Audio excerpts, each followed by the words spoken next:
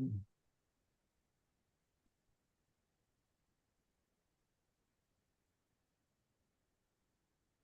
right, everybody. We are live, and we're going to play the bumper. Pull up to the bumper, baby, and let's see what happens, shall we? All right. And oops, got one more thing to do. Check this out. And one more thing to do. And let's optimize the video. And we're off.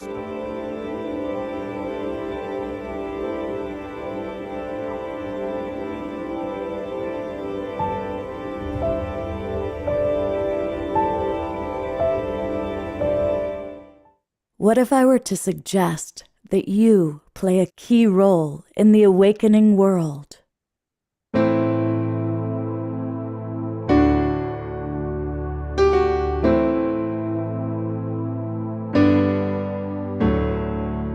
And that you are watching this because you have heard the call.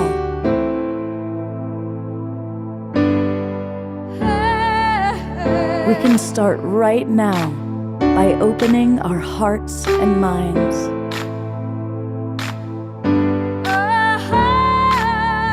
Welcome to the awakening world.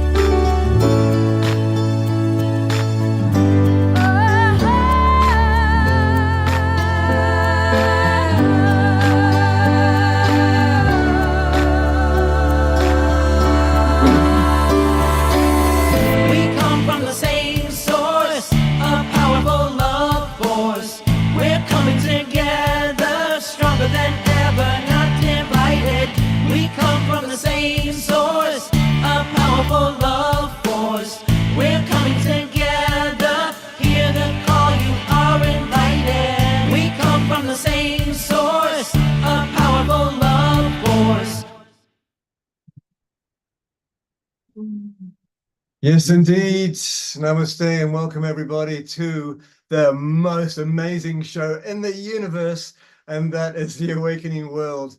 And I'm sitting here in Colorado, and beautiful Tangela, who is right here, along with me. Yay. We are bringing the Sacred Sunday to your shores again. And where are you, Tangela, right now? Good morning, Omashar, and good morning, everyone. Thank you so much for joining us on this beautiful Sacred Sunday.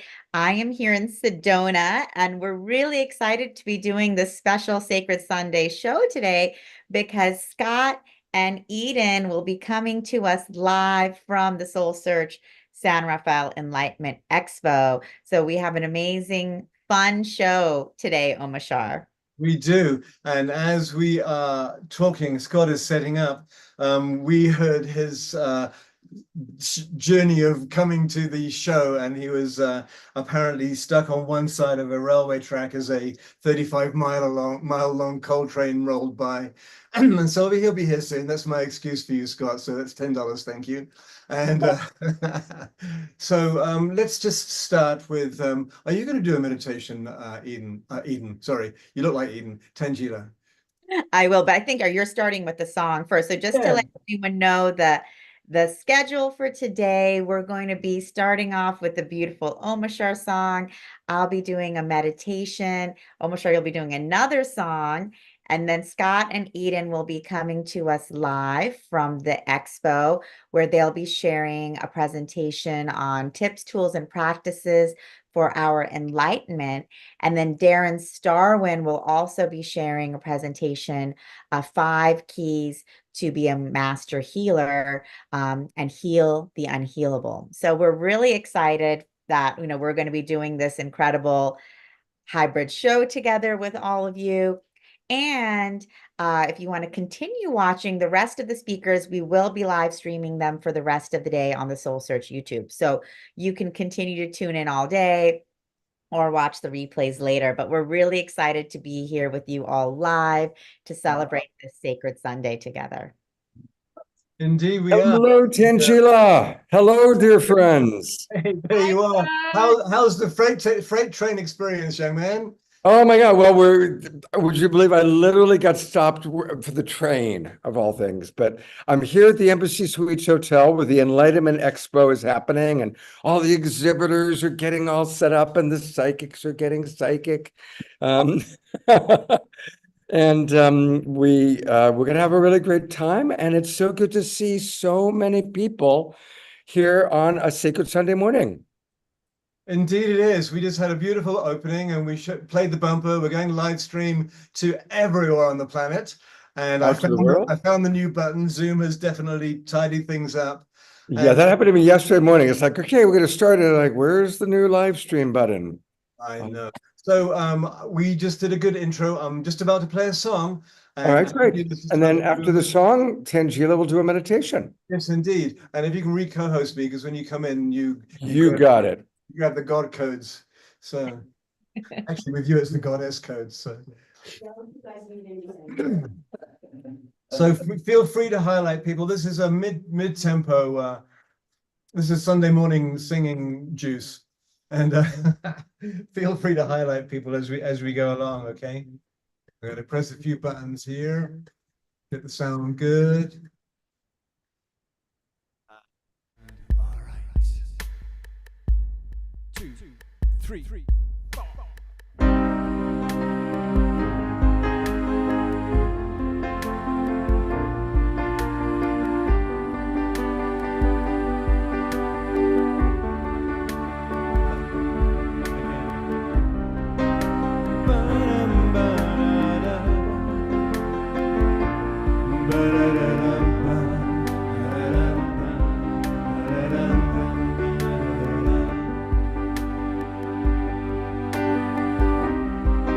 The quieter you become, the more you can hear in the silence, in the stillness. I am here through the wisdom of your tears, through your heartbreaks, through your breakthroughs, through the shedding of your fears. I am with you and guiding your way. Know that I am cheering you on. Truth lives within you and love leads us through. I love you.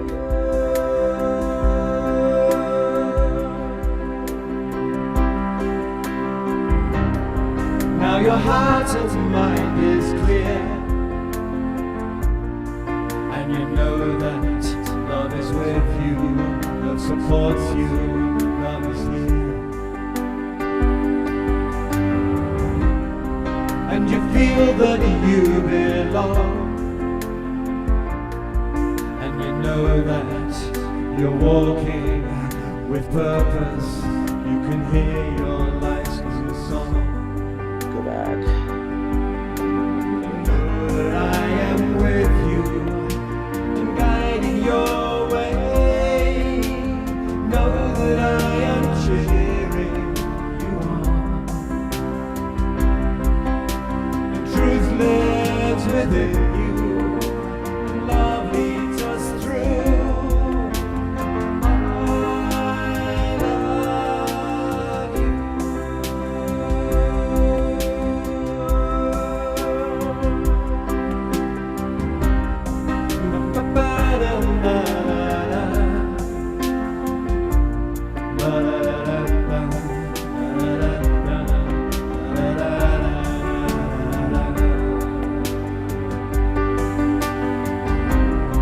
Through the wisdom of your tears, through your heartbreaks, through your breakthroughs, through the shedding of your fears. So know that I am with you and guiding your way. Know that I am cheering you on.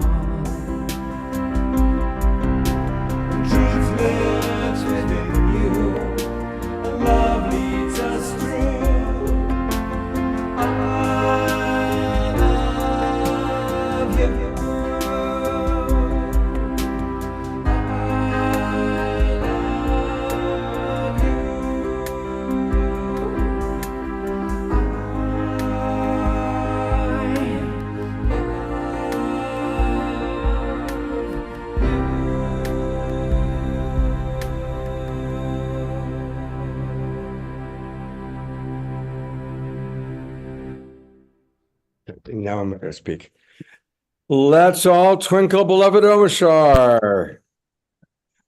Yay, Sunday morning, goodness me. When was the last time I sang this early? Woo! I know, but it's true. We didn't have as many people up and dancing as we normally do. Well, it's Sunday morning, and it took me an hour and a quarter to get a voice this morning, I tell you.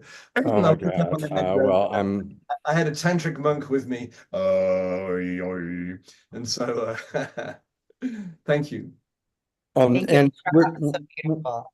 we're getting everything set up. Simon is here setting up lights and getting ready to live stream. So we're grateful for Simon. Thank you, And Simon. we That's may, wonderful. and Simon, do you need to do an audio test with me right now with this, or are we good? I don't know. All right, is it coming through there? All right, they can hear you, right? Yep. Okay, is it? Oh, and let me remove my background. Okay. Hang in so- there, everybody. We're just getting ready because we want to make sure that the live stream is just absolutely awesome. All right, and everybody is here. Is Oh. everybody hearing me pretty well? Can you hear Yes. Simon? Or am I far away? I'm a little far away. Okay, so it's still coming through that. Right. So I'm not sure if there's another audio in there that it goes same as his AirPods. No, It's all right. All right. we'll just stay with this. Yes, I'll just surrender. Right. All right. Ah, Indeed. let's turn it over to beloved Tangela to lead us in a meditation to really drop in and prepare for a beautiful sacred Sunday. Thank you, Scott, and thank you, Omashar, and thank you, everyone, for joining us today for the Sacred Sunday. So as we gather here today, let's just all close our eyes and begin to relax and just let go. Inhaling and exhaling, and just letting go of all of the energies of this morning and relaxing into your spiritual heart and feel at peace. And as you relax into your heart, feel your energies going through your body, down, down, down, down through your legs, through your feet, through the crust of the earth, through the layers of Mama Gaia, until you connect to her crystalline core. As you connect into the core of Mother Earth, you feel her unconditional love embracing you, surrounding you, enveloping you with her magnificent power, her ancient wisdom, her unconditional love, and her everlasting support. You feel her strength grounding you, connecting you to her as she supports you on every step that you take on this planet.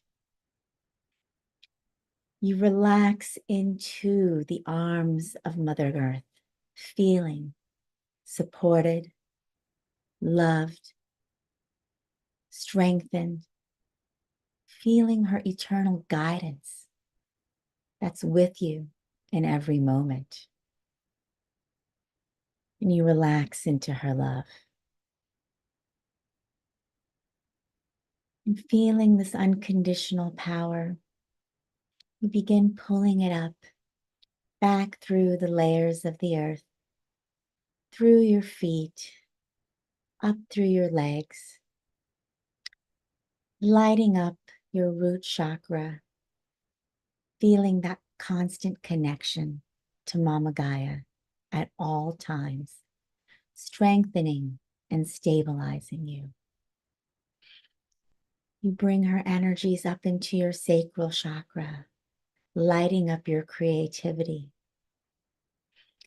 your solar plexus, your navel, lighting up your strength and power, your will, your perseverance, and bringing it up to your heart chakra, where you feel this incredible explosion of love and light as you feel her immense love for all connecting and co-creating with you. Love for all there is on this planet, all the elementals, animals, minerals, plants, and every other human being, all of the elements, all of us connected as one in this great unified love. We bring the energies up now into our throat chakra, giving us the strength and power to speak our truth as we are to do on this planet, in this awakening world. And up, up, up, lighting up our third eye, so we can know all and see all as this unified field. And then up through our crown chakra, up, up, up, up, up, going higher and higher and higher through the atmosphere, through the galaxies, up through the central sun, higher and higher as we go into the heavenly realms, where everything glimmers in this diamond white light, connecting us all to all there ever is and all there ever will be. We feel our souls soaring like an eagle, free and powerful. This is who we are: harmonious, beautiful, love, freedom, liberation. We feel the power and the glory and the grace of our eternal souls, the immense wisdom that we carry for eons and eons. And we breathe in this energy of who we truly are. Breathing this in, we bring this back down. Golden diamond, shimmering bright light coming in through the cosmos. Down, down, down, down into our crown chakra. Boom. Feeling our amazing connection to pure source energy. We feel this connection growing stronger and stronger, wider and wider, as we bring in this diamond white and golden light from the heavenly realms, activating every strand of DNA in our body, feeling the grandeur and the grace of our souls. As we bring in this pure source energy, lighting up each one of our chakras, we feel this connection in our heart chakra, growing brighter and brighter as we connect to pure source energy in Mama Gaia and feeling as one, always connected to the infinite cosmic realms, always connected powerfully to Mother Earth. We feel our own strength and power in this infinite loop, up into the cosmos, down through our heart, connecting to Mama Gaia, and up again. And as we feel this infinite loop of radiance and strength and power, connecting us in all times, in all places,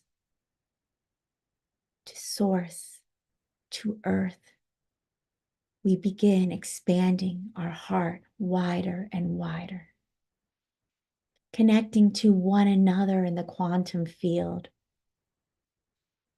And as our hearts grow wider and wider, lighting up our entire homes, our entire cities, our entire countries, and the entire planet. We feel ourselves connected heart to every being on this planet. And together, we breathe in the pure energy, power, unconditional love, grace, and strength of who we are. And we send these energies out into the world, sending our peace, our power, our love, our harmony, our grace, our strength. And as we give, we receive. As we give, we receive. We travel to the war-torn places, Ukraine, Russia, Palestine, Israel, Southern Sudan, Colombia. We go to the homeless encampments. We go to the mental wards and the asylums. We go to the refugee camps and the orphanages. We go to all the places where we feel the despair and the distress, the anger and the fear. And we breathe out and share our love, our joy, our peace, our strength, our harmony, our unity. And as we share and give, we receive. And as we give, we receive. And as we give, we begin to feel a shift, an uplifting, an awakening. Those around us may not know exactly what is happening, but they feel a glimmer, a glance, a joy, a hope. And as we give, we receive. We send our peace and love and power and strength around the world, knowing that we can do this in every moment with our intention, and that we do this in every moment with our consciousness, with our upliftment, with our being the light. We are the light, and we are bringing the light and sharing the light and growing the light. Breathe in the light and power and strength of who you are as a beautiful lighthouse on this planet and in this universe and multiverse. And breathe out your light and power across the cosmos.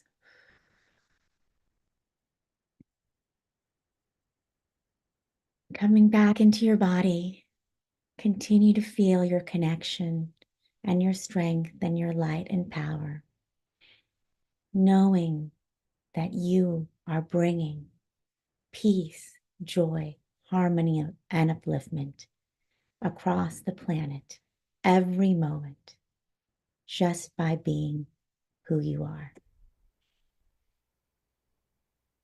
So breathe in, feel the energy, and open your eyes. And thank you all for sharing your love, sharing your power, and sharing your peace across the planet. Thank you.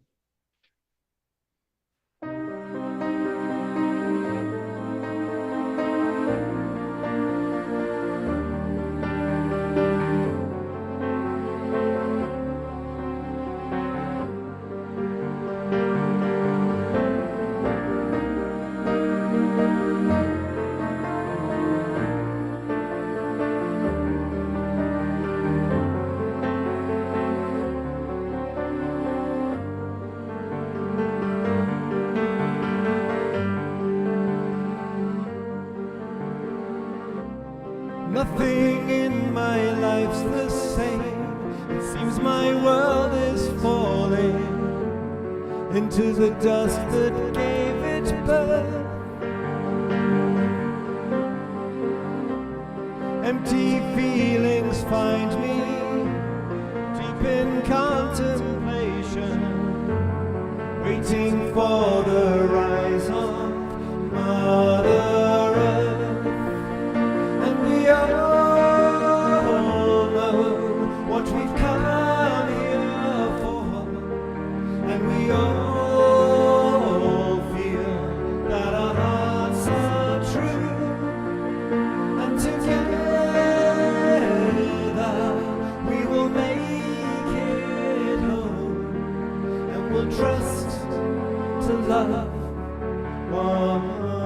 once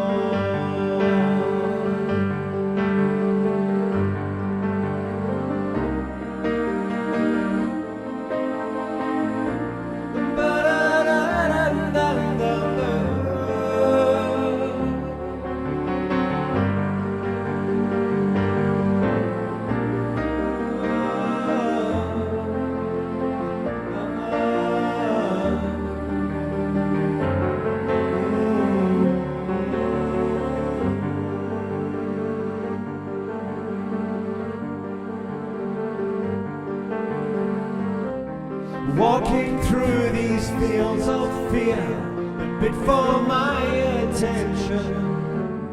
I don't live here anymore. I surrender to the flow that gives me new direction. All there is to do is trust and fly. And we all know what we've come here for. And we all feel that our hearts are true. And together we will make it home. And we'll trust to love once more. It's a famous, a lo que vinimos, es sincero nuestro corazón. Lograremos ir a casa juntos, confiando otra vez en el amor.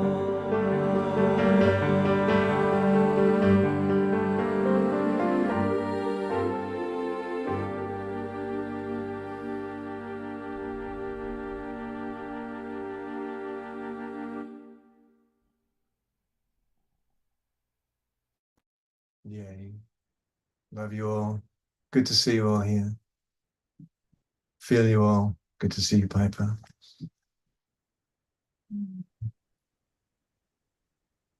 Yay. Mm. Oh, you're here. And you're not yet. We can't hear you yet. Thank you, Omashar. What a beautiful song. I know. Really. Inspired by your beautiful meditation. I was going, though that would be a wonderful meditation. Well, I guess we have it recorded now, but Okay. that was the perfect one to take us right into the crystal heart of Gaia and then bring us back through. It makes it so real and so tangible. Yeah. Mm, Thank you so much. thank you. And I felt the power of everyone connecting together and bringing this out It's into the awakening world It's absolutely together. amazing how across the airwaves we can feel each other, and we're getting to learn mastery at it through this platform. And you know, because I do not feel that I'm in my own little studio here. I feel I'm with us all. So yeah. Exactly. And Susan said, it's as if Omashar's song sealed Tangila's prayer. So I really felt Well, that your yeah, song. and see, Eden and Scott there are waiting for lunch, and so we No, we can can't hear we you. can't hear you, but we can lip read. We can see you two. Yes, I know, right? How about now? Can you hear us now? Yes, yes, Oh, yes, we've got you guys. yes. Well, Welcome. people are coming into the room, and maybe Tangela, you can welcome everybody. Come on in. We're going to start in a minute. Tangela, maybe you can tell the online audience a little bit about the Enlightenment Expo so they can kind of picture where Eden and I are as people are coming in. Yes, I'm happy to do that. So for all of our online community, welcome, welcome. Eden and Scott are coming to us live from our Soul Search Enlightenment Expo in San Rafael. And we do these expos once or twice a month all over California, in Arizona, and expanding to new locations soon. And this is really an opportunity for our community to come together. We have incredible speakers all day. Eden and Scott are starting off our day with our live audience. with tips, tools, and practices for our enlightenment. And we have talks going on all day, on the hour, every hour, on natural health and holistic healing, quantum healing, shadow work, Akashic records. John Gray will be giving an amazing talk on love, romance, and longevity in the modern world at 5 p.m. And we also have a whole vendor room, a hall full of amazing psychics, channels, spiritual teachers, astrologers, Akashic record readers, body workers, energy healers. So people can come in all day and just have an incredible experience diving in. We have a meditation tent set up so people can go in and actually meditate together like we all did. And it's wonderful because we get such a diverse audience that come to our expos, all ages, all ethnicities, all backgrounds, all different levels of where they are on their spiritual journey, different traditions. So it's really amazing just to see people coming together, exploring, connecting, diving in. Our events are the first time a lot of people have ever been to an event like that. And so they're coming in and they just have their, heart blown wide open, and love connecting with community. So it's wonderful. Oh, Piper, hoping to drive within the hour. Oh, amazing. That's so wonderful. You'll be there. Awesome. Awesome. So excited. So I'm so happy Piper is going to be there live. I'm sure a lot of the Global Peace Tribe community that is local to the Bay Area will be there. So it's an amazing time to be able to connect, hug in person, see one another in person. You'll be able to see Scott and Eden in person. And for those of us who are online and not in the Bay Area, we're able to now, thanks to Scott's brilliant, idea. This Sacred Sunday show was Scott's brilliant idea to say, hey, let's bring this expo experience and presentation out for our whole Global Peace Tribe community so that we can all connect in this way. So Scott, thanks for putting this together. And Absolutely. we're really excited, and maybe we'll be doing more of this as well. Yeah, I think it's really fun. I want to acknowledge Simon is here. He set up the cameras and the lights. So we're grateful to Simon for making this happen. Simon, thank you so much. Amazing. And thank you, Tangela. It's a lot of work to put together such a big event. So big thanks to you and to Barbara, who's doing a terrific job. I think she's cloned herself because everywhere I look, she's doing something wonderful. And I think we're going to get started. So much love. Thank you for the beautiful meditation. And I'm going to turn it over to beloved Eden to help our audience drop in a little bit. And of course, our beautiful online audience. I see we've got almost 40 people with us. And of course, we're also broadcasting live over all of our Facebook groups and pages and YouTube channel. So a big hello to everybody watching us online, whether you're in the Zoom room or watching us on Facebook or YouTube. We have a beautiful couple of hours ahead. So it's my honor to turn it over to, it's just one of my favorite, these are like my two favorite people to collaborate with, Tangela and Eden. So it's a Sacred Sunday, and of course, Jasmine Bear. Hi, Eden. Welcome. So happy that you're here at the expo with us. All right. Thank you, All right. Tangela. So good to be here. And hello, everyone. Welcome. And thank you for showing up for yourself this morning to dive deeper into the heart and into what enlightenment is to you. So I know you're going to speak a lot more about what it is to you, and we're going to have a wonderful chat about that. We want to start with just a way of really landing in the body. I think people are going to keep kind of coming in. Sure. So welcome. And maybe just leave the door open. Yeah, I think so. That way people know to come on in. So just a little bit about me. I'm an embodiment guide and a mystery school teacher. And in times of old, many people talked about enlightenment as getting kind of up and out of the body into some celestial state. And for me, it's about really bringing that light into the body and into our human experience. So let's start by a little grounding meditation. All right. So if you'll just allow yourself to close your eyes and let your hands rest open on your lap. Start to deepen your breath And let's take 3 deep, deep belly breaths with a bit of a sigh on an exhale. So inhaling. Ah. And just landing here and now in the body with the breath. 2 more. Ah. One more resonant sigh. Scott, you're so good at this. Everyone, deep sigh. Ah. Good. Letting the sigh go, keeping the breath connected and deeper than usual. Go ahead and lean a tiny bit back into your back body. We're such forward leaners in our minds into the future. And this is a moment to come into the present, into the body, letting the crown of the head move back and the heart lift. And for our online audience, you can do the meditation again, double beauty today, meditation. And as you breathe into the heart center, go ahead now and bow your chin a little and dive into the space right in the center of your chest. And imagine this beautiful golden light, warm, bright, with every breath illuminating more. As if you can call yourself, all parts of yourself here and now to this moment, to this body.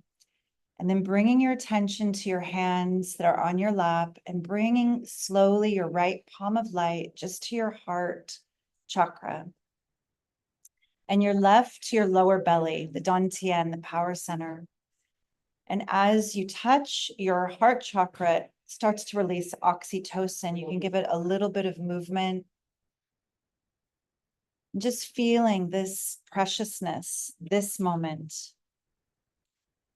And perhaps here you can set an intention. Your intention is very powerful. It could be just to receive, to feel well, to awaken, whatever the intention is for you, just finding that place in your own heart that wells up, your personal intention. Deep breath there. And then we're going to visualize this beautiful golden light starting to move down the central channel, down to the solar plexus. That's the diaphragm. You can bring your hand of light right there. Central sun, solar plexus in your being. And breathing into that chakra, your power center, charging up this intention. And then allowing it to just flow down your spine, down your central channel to your lower belly, bringing the hand of light down to meet the other, just gently resting on the belly. I like to form a little triangle, thumb tips under the navel, and just anchoring into this body, feeling the energy moving down through the sacral chakra, into the root, and feeling the alignment of your central channel, the whole spine lit up. And then the energy flows down through the legs, down past the knees, down through the bottom of the feet, and also down through what you're sitting on, through the root chakra. And we're just anchoring golden channel of light together, down through the floor, letting the hands of light open now, rest on the lap, as if they're holding beautiful luminous lotus blossoms. And let our collective rooting be this rooting of grace, rooting down higher frequencies to anchor them for our lives, for our walk in this world, and for all beings. And just for a moment, feel that as we tap down into the earth, there are many beings all around the world also grounding and awakening, and together we are plugging in and forming this beautiful web of light together. All our friends online are doing this, and so many beings. And then coming back to the hands of light and lifting them gently to the simple mudra of namaste, pressing them together at the heart chakra again. And take a moment to just bow towards your palms of light. And if there's something you're grateful for, gratitude opens the heart even more. Anything that arises, it could be simple, grateful for this moment, being in a healthy body, grateful for shelter, We are so blessed in the West. We have so much. Just feeling your personal gratitude rippling through the space. And then let's send this beautiful energy we've co-created to those who are less fortunate, to the places that are suffering, to the people that are not so fortunate. And deep breath here, feeling that love spreading around the planet. Ah. And then gently releasing your hands and opening your eyes softly, coming into this space again. And I just bow to everyone that's here, that's showing up for themselves in this beautiful way today. Thank you. We're going to go to gallery view for our online audience for a moment and see those of you who have your cameras on. Thank you so much. And let's just give a beautiful twinkle to Eden for that beautiful, beautiful meditation. Thank you.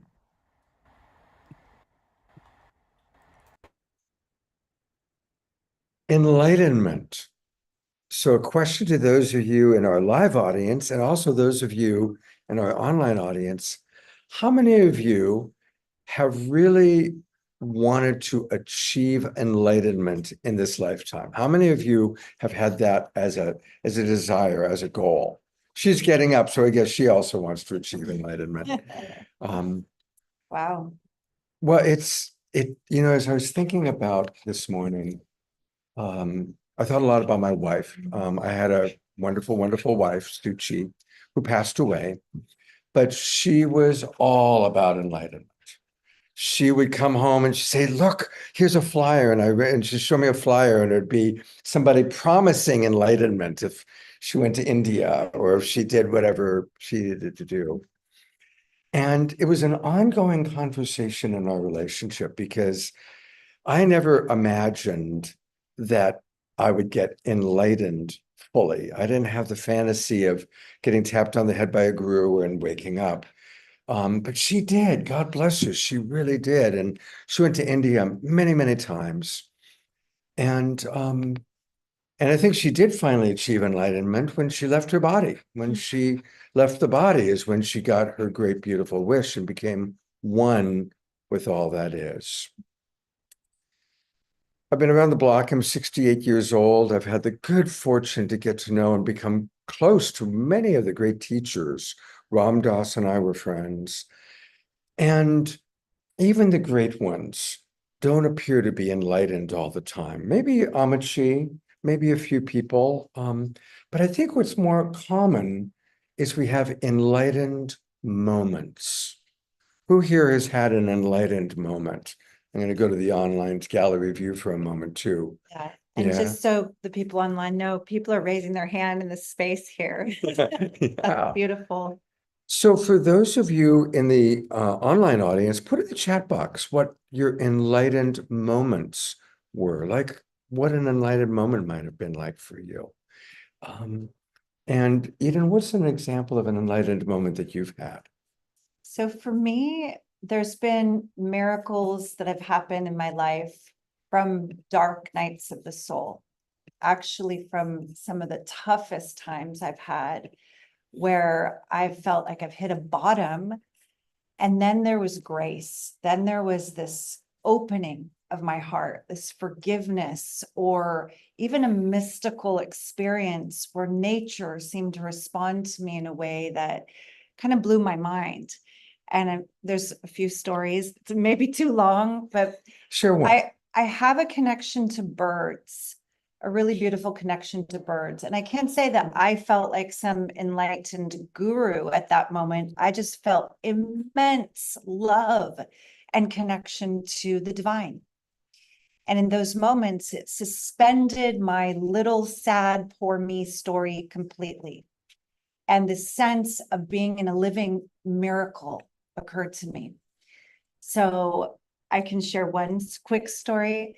Many, many years ago, I was going through a very painful divorce, and it was kind of at the height of heartbreak.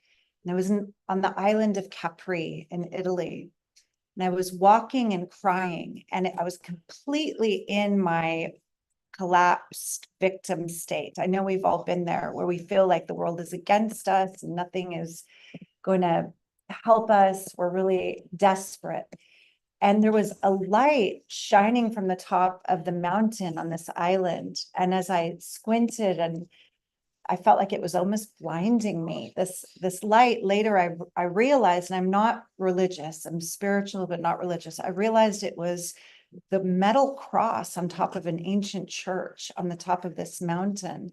And the way the sun was hitting it, it just was kept almost hurting my eyes like a blinding light. I wound my way down to some ruins where I laid on top of the rocks of this old ruin of Tiberias and cried and just didn't want to be alive. I was really devastated by this apparent betrayal and the breakup I was experiencing. And then a seagull came flying over and it had a very particular cry. And then another seagull responded to it with a different cry. And I heard them sounding back and forth.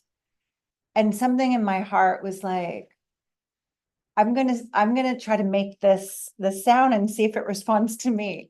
So I, even in my tears, felt like, just crying out loud. So I mimicked the seagull sound. And then it did sound back to me. And not only that, we repeated the call and response so many times that more and more gulls came until there was a giant spiraling flock of seagulls over me in the sky.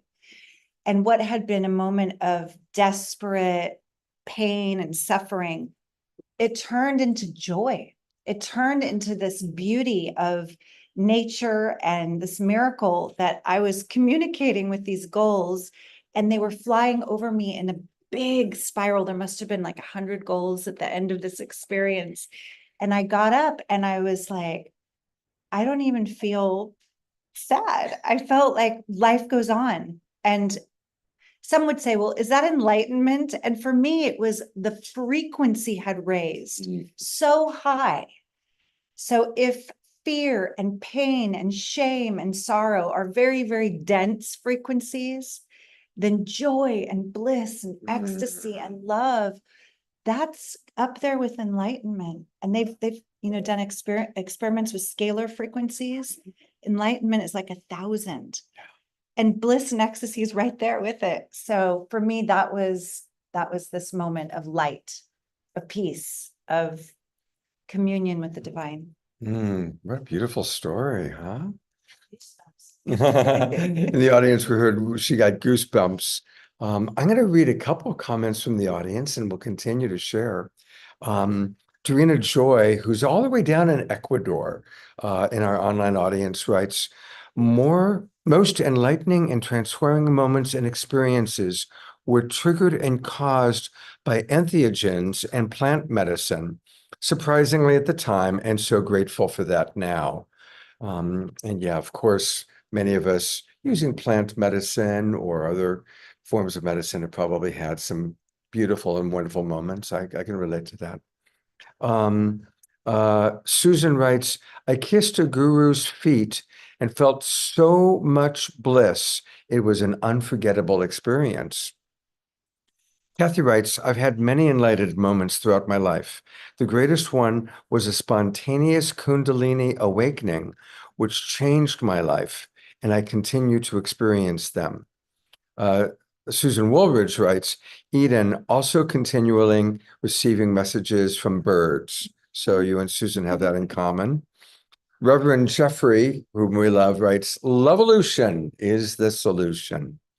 So that's a good one. And finally, Scotty Satori writes, yes, gifts from Big Mama Earth. She's really brought me some divine gifts, true Satori moments. And his last name is Satori.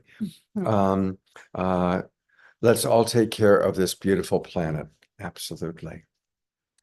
When you were sharing, I remembered a moment that happened when I was 21 years old. And I was up at Mount Tam, and I was with somebody that I was just getting to know. And something shifted, and he shifted. And he was a very big guy. Now, I've never thrown a punch in my life. I've never been a physical, violent kind of guy. But this person got literally intoxicated and was threatening me. And we're all alone up in Mount Tam. And he had a knife, a big knife. And I was terrified because he clearly, if he wanted to, could have killed me. And I just was so terrified, and in that moment just prayed for grace. You know, you talked about grace in your prayer. And all of a sudden, I was filled with what I call, this is my word for it, Christ consciousness. Because in that moment, I went from looking at this man and being terrified to instead just seeing my beautiful brother who was struggling, who was scared.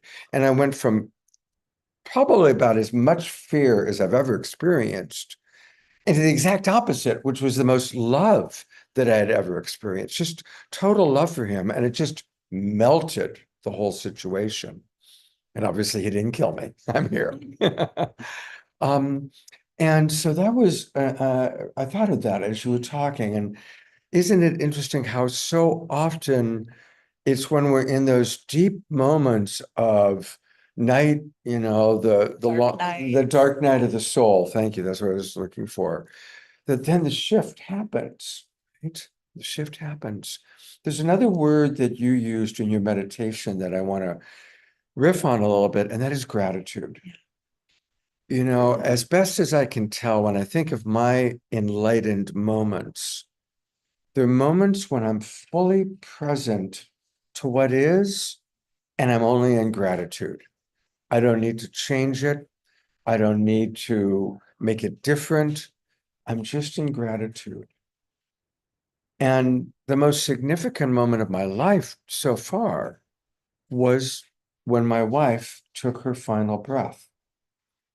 And it was such a juxtaposition because, of course, I didn't want her to die, but I had accepted that she was dying. I had gone through the acceptance process. And when she took her final breath, because we were so connected, I could feel her liberation. There were about a dozen of us in my bedroom. I was holding her. We were all around singing. And we knew it was right at that moment, you can tell. And as she took that final breath, we all could feel this liberation. And it was just this incredible moment of grace and gratitude. Those two words that were in your meditation, grace and gratitude. So it's like if we can really work in our life of being grateful for whatever's happening, even when something as sad as the death of a loved one is happening, but to find the grace and the gratitude, I think that's what leads or can lead to enlightened moments. Beautiful. So in the mystery school work that I've been involved with for 15 years, we talk about a grateful, open heart is a dimensional doorway to higher states of consciousness. And I'm just curious, when I invited you to find something that you were grateful for, did you feel a shift? Did you feel the energy?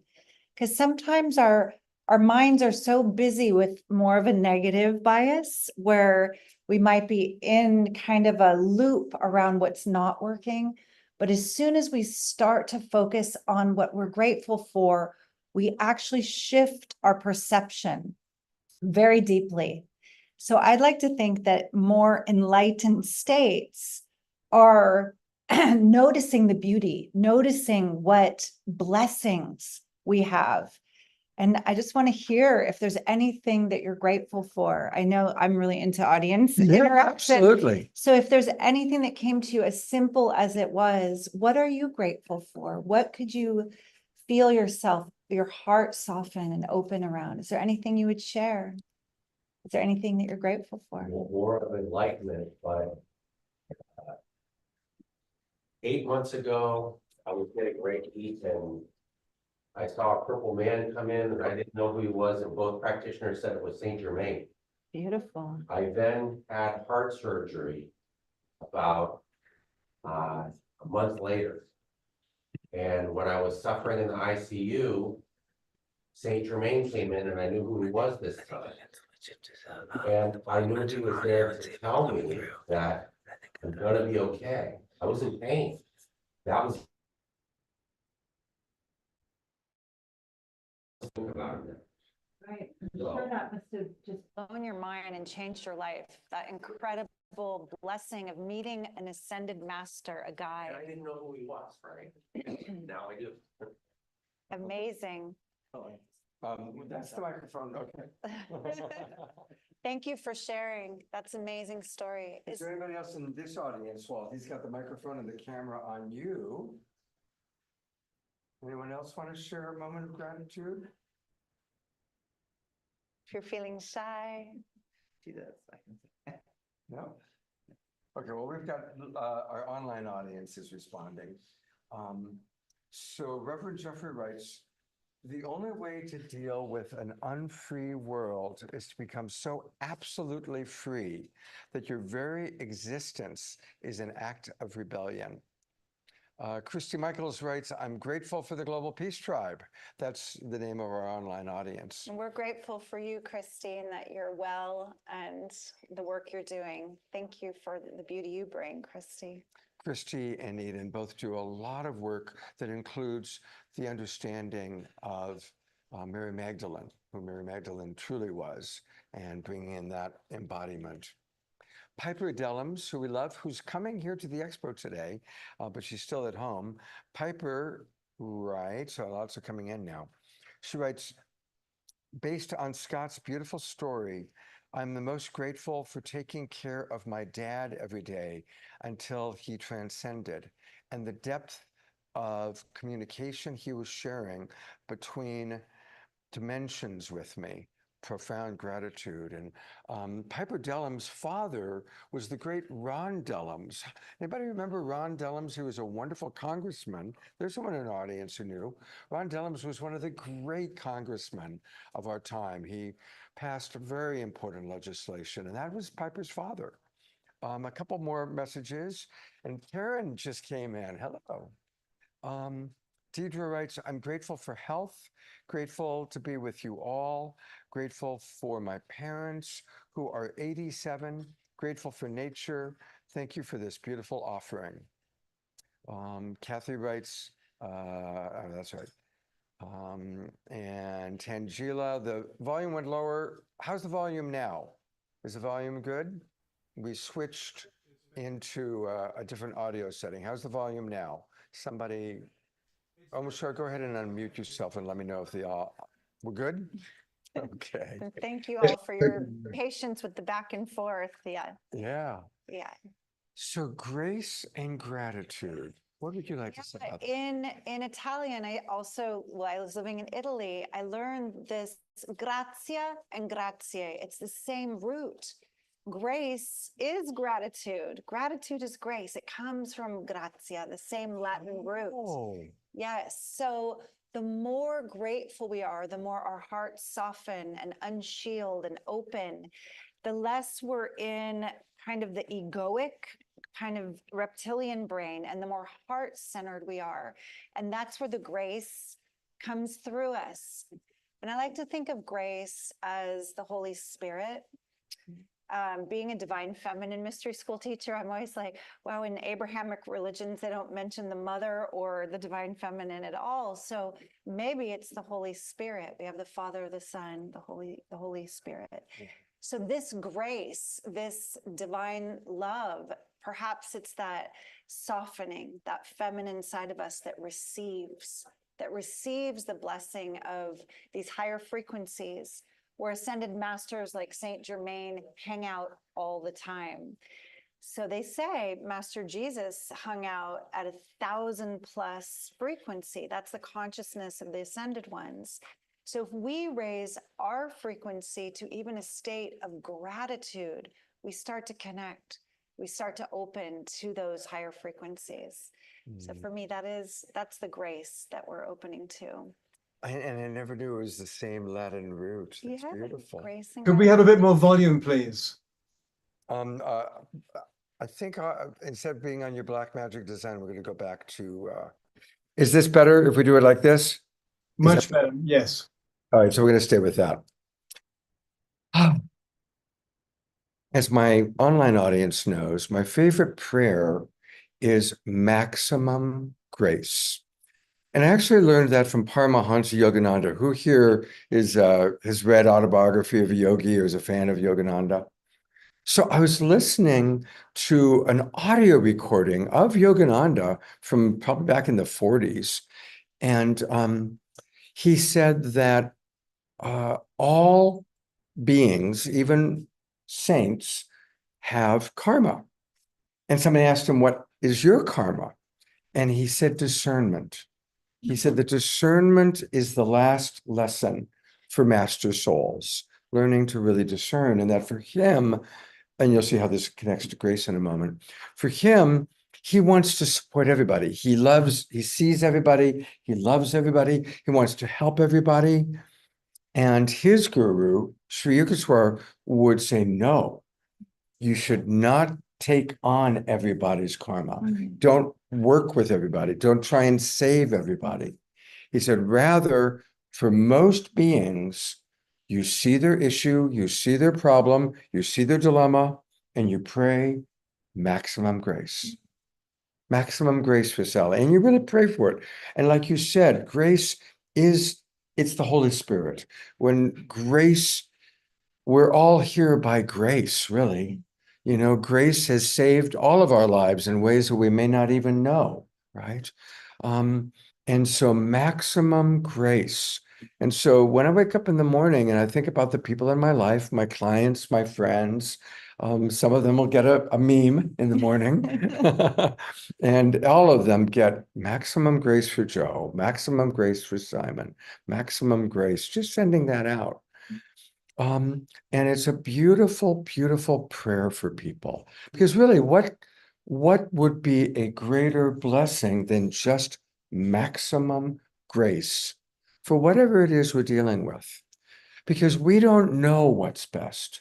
We don't know if it's best even to get that job that you want to get, if it's best for that relationship to work out, if it's even best to get past the cancer or to leave the body. We don't know what's best, but maximum grace, we're turning it over to God, knows what's best. Exactly.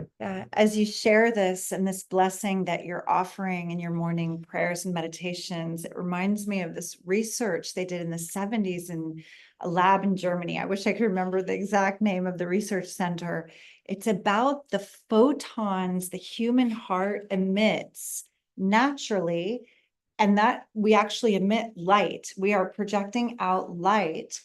And then when we pray and when we meditate and we focus on sending love or metta or maximum grace, it increases 100-fold.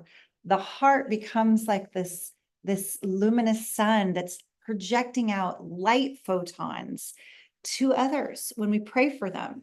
So I'm seeing Scott in his bed in the morning shining his love to different people.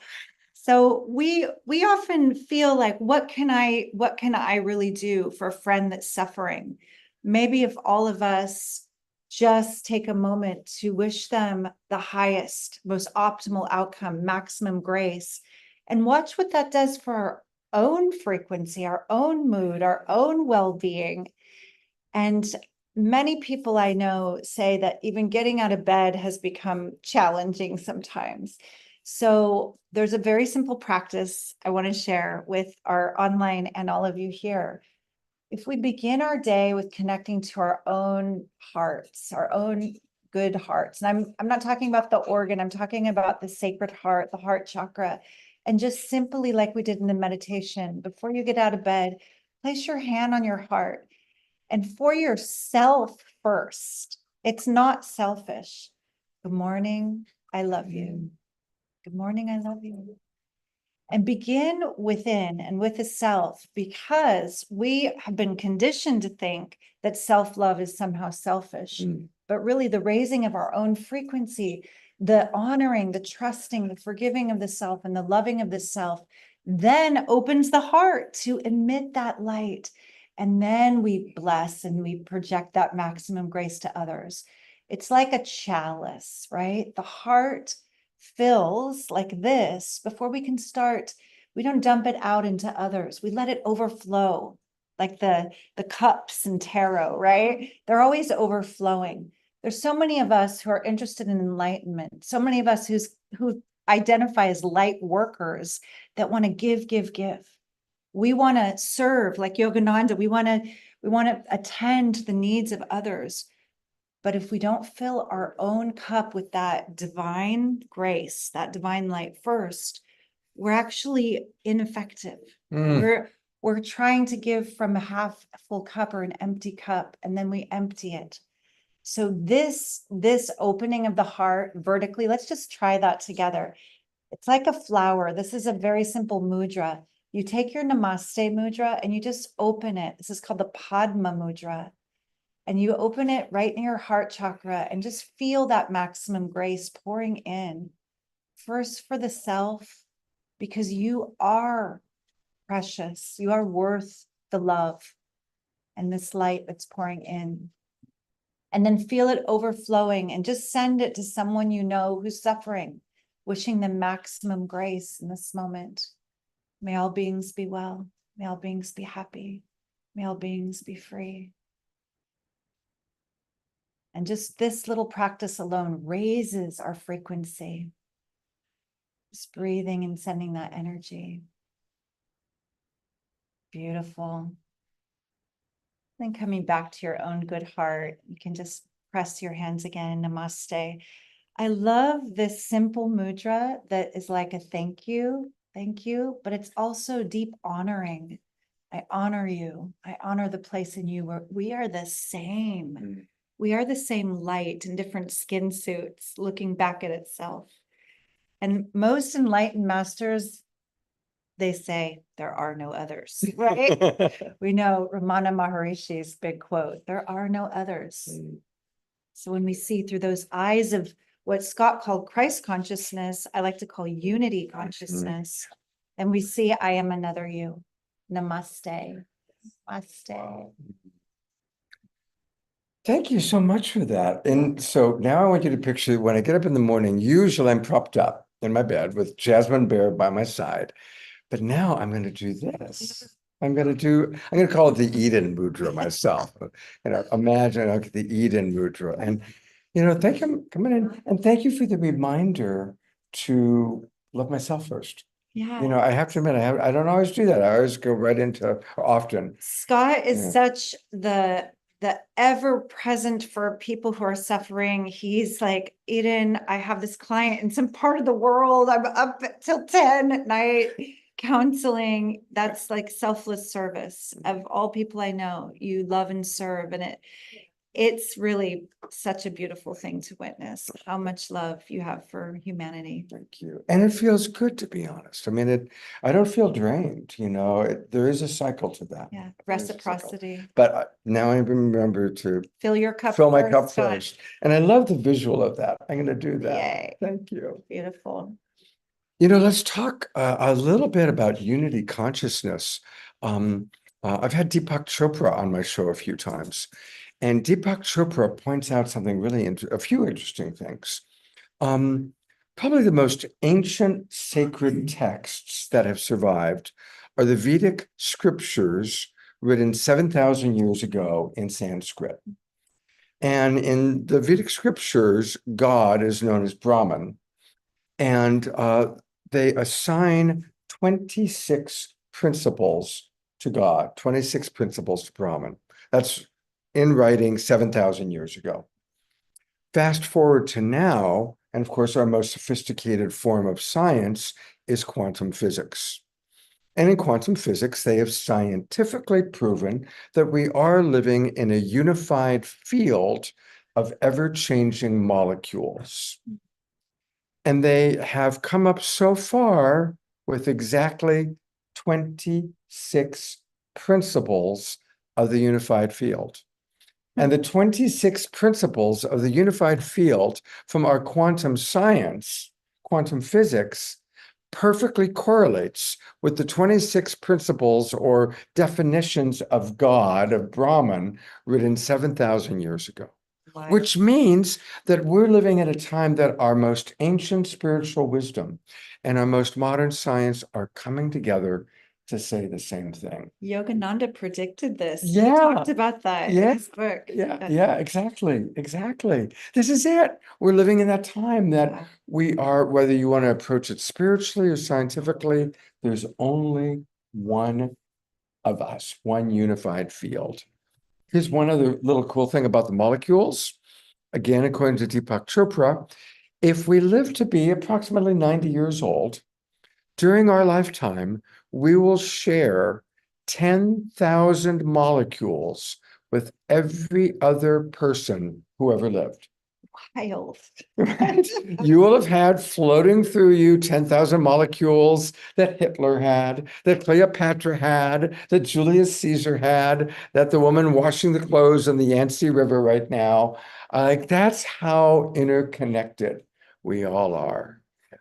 Boggles the mind. Is that something? My nerdy brain is like, what kind of molecules? Are they hydrogen? Are they oxygen?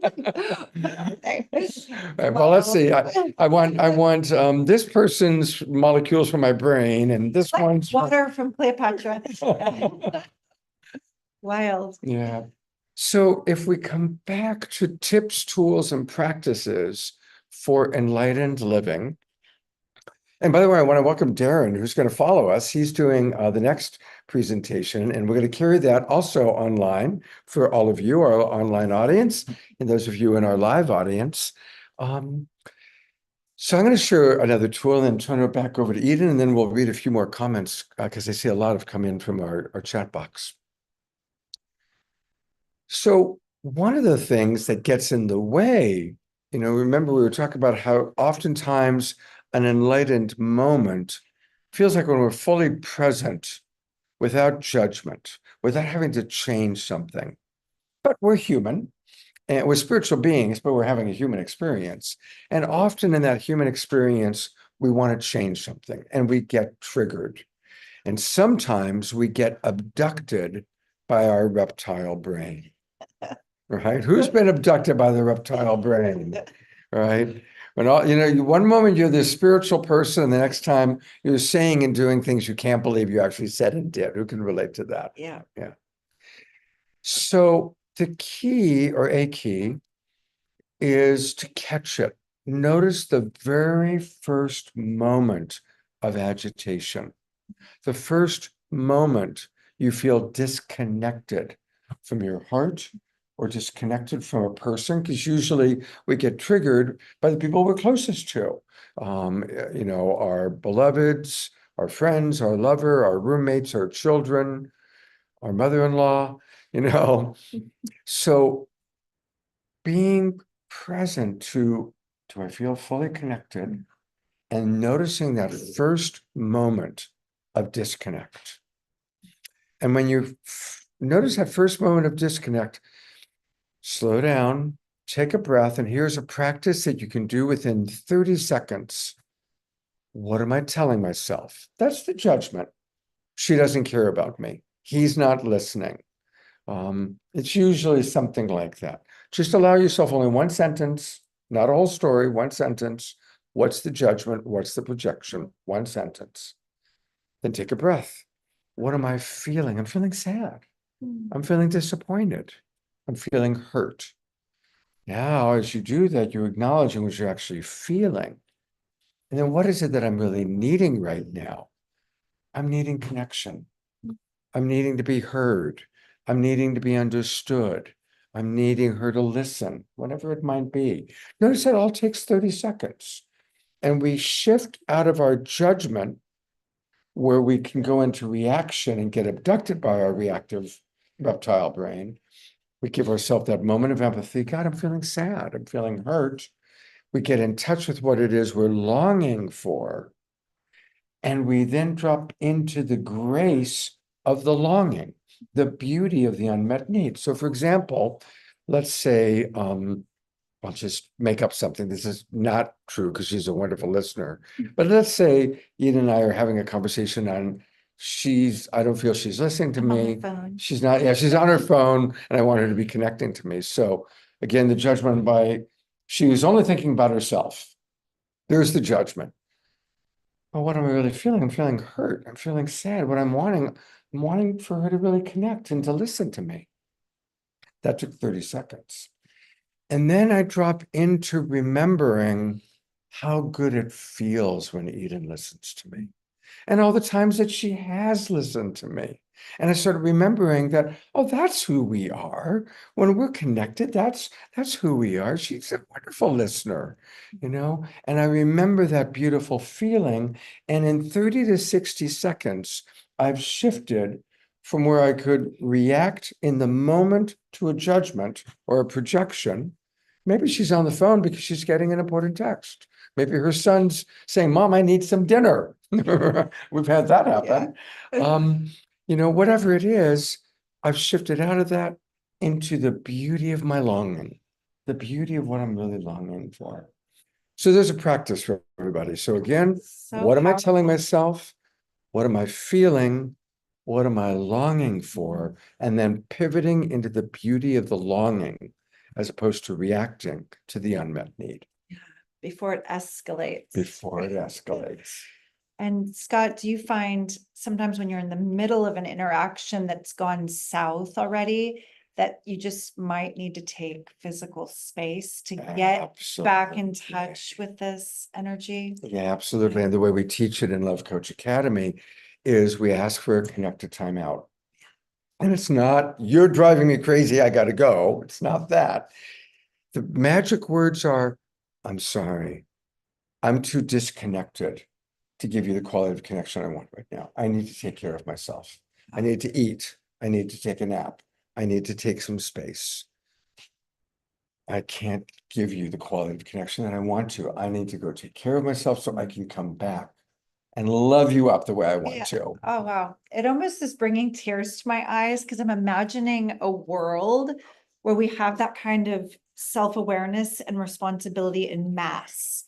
And or as we awaken, as we are the awakening world, and more of us do that, imagine how many less volatile fights would happen in loverships, in family constellations, in government. Yeah. It would ripple into a collective peace. In the spirit of a world like that, I was at a nonviolent communication family camp many years ago. I was talking to a mother, and as I'm talking to the mom, her son comes up. He's about 8 or 10 years old. He comes running up, Mommy, I need a timeout. I'm too mad to play fair right now. Right? There's that awareness. He had that consciousness. I need a timeout. I'm too mad to play fair right now. Yeah, we got people who are like really taking that one. So as you give a practice, I'm going to take a look at what's happening in the chat box. Okay. So this next practice, I often give people when they're not quite able to go through that process Scott said quickly, when they're noticing, oh, I'm actually flipping my lid, like the prefrontal cortex has flipped, right? And that's when the reptilian brain hijacks us or abducts us. How'd you say the alien abduction? Yeah. The reptile brain abducts us. Yeah. So this is a simple practice. You're in an interaction. Your intention is to be a heart-centered, more enlightened being. And there is that person that seems to trigger you again and again right in front of you. And you notice, I'm holding my breath. That's one of the first things when we're not in present moment awareness. We breathe in the present moment and we're relaxed and our breath is full. When we're holding the breath, usually we're in anxiety, in a reaction already. So first thing is notice, where's my breath? And Scott even said that, take a few deep breaths first. Then the same practice that I gave you in the morning to bring that oxytocin and that good energy to yourself, even if you're in a boardroom, even if there's a lot of people watching, it's not that big of a weird gesture as a pattern interrupter to just touch your heart. Just bring a hand to your heart and lean a little bit back.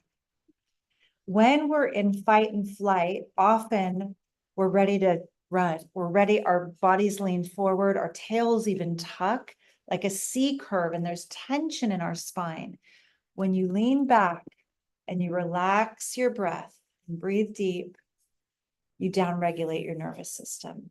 And suddenly you feel, I have legs again. I have feet. I am here now. I am present in my body. Mhm. So this might not be that big like enlightenment tip of how to like ascend in the now. It's actually how to be present in the now, how to get back to your body. So imagine maybe that relationship that you're struggling with, and they're angry or they're triggered or you're feeling contraction. Deepening the breath, hand in the heart, and just a little lean backward. Mhm. Downregulate your nervous system. Then ask yourself what Scott just brought us through, the nonviolent communication steps. What's my story? How do I feel? What do I need? So these go together. Thank you. Go together. We're winding down. In a moment, we're going to turn it over to Darren. But I'm going to read a few comments. A lot of people we've got 40 people watching online in the Zoom room, and then we're on about 50 Facebook groups and pages. But Tangela writes, thank you so much, Eden. That was a beautiful practice. Carol writes, love Deepak, one of my first spiritual teachers over 35 years ago. Reverend Jeffrey putting in links. Thank you so much, Reverend Jeffrey. Here we go. Sylvia writes, one of my embodiment practices is to be present in the presence with and through me, and to touch and commune with trees through practicing my bare feet on the ground or on the branches one at a time, or leaning back against the trunk, usually while chanting. Beautiful. Beautiful. Reverend Jeffrey, when you were talking earlier about protons and protons. Photons, yeah. John Martin will be incorporating this practice. Thank you very much, John. And he's thanking you, Eden. All right, just a couple more. Our beloved Piper Delamus writes, to simply honor the knowledge of the polarity between our 3D flesh experience and our fifth dimensional spiritual truth, which is of one love, one consciousness, that so above, so below principle, and allow the lesson of the expression to release and to be clarified for wisdom lessons for our own evolution of soul. Finally, Karen S. writes, one of the coolest things that ever happened to me was around 1994, when I reached the state of cosmic consciousness and started seeing the particles of everything. Wow. This went on and off for quite some time. In fact, for a few years, she was able to see the particles all around. Wow. Sue Kelly thanking us for this great conversation. There we go. Dorina Joy says, I am loving this. So thank you, online audience. Thank you, live audience. Eden, how can people get more Eden Amadora? And what are you up to? Yes, so you can find me on social media under Eden Amadora, and my website too, Eden Amadora. Like I said before, I'm Divine Feminine Mystery School teacher. I teach both in person and online. If you're interested, well, there's an easy way to connect with me for free that's really fun. And it's a weekly mystical insights oracle reading hour. So I work with these different faces of the goddess, divine feminine archetypes, and offer this free reading online. And you can find that on my website, edenamadora.com, under the free offerings. And it should be in the nav bar. It's called Mystical Insights Oracle Reading. Used to be called Oracle Office Hours. I love you, yeah. So Amadora. It means she who loves. And yeah, it came to me in a wild dream about 15 years ago, Amadora. So that's a great way to start connecting. And then for those who are like, I love this, I want to go deeper, I'd like more embodiment tools, more practices. I'm beginning a 13-week program called Enter the Temple at the end of summer. August 29th is the first day of that journey. It's an online weekly meeting. So that's a beautiful way to work together, to go Fantastic. deeper. Highly So good recommend to it. be with you all. As you can see, Eden brings so much love and so much grace to everything she does. So I highly recommend it. And thank you for getting up early in the morning and being here. So here's what's going to happen for our online audience. I'm going to turn off my camera, and Omashar is going to bless you with a song while we kind of transition. And then we're going to be back with Darren. Darren, what are you teaching? 5 quantum keys to Come on up so my audience can see you. Oh, They're here. Hi. Come down a little lower. Okay. Hi, and after this song, I'm going to teach a class called 5 Quantum Keys to Heal Like a Master. wow. Wonderful. I'm going to stick around for that Oh, class. good. Yeah, absolutely. Yeah. So, all right. Thank you, beloveds. And I'm going to turn it over to beloved Omashar.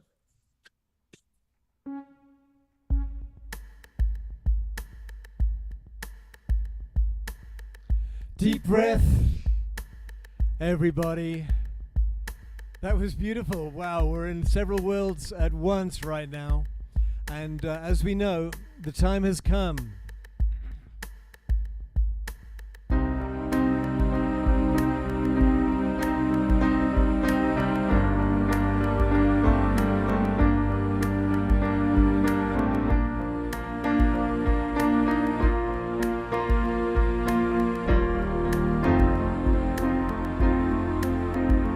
I am one with all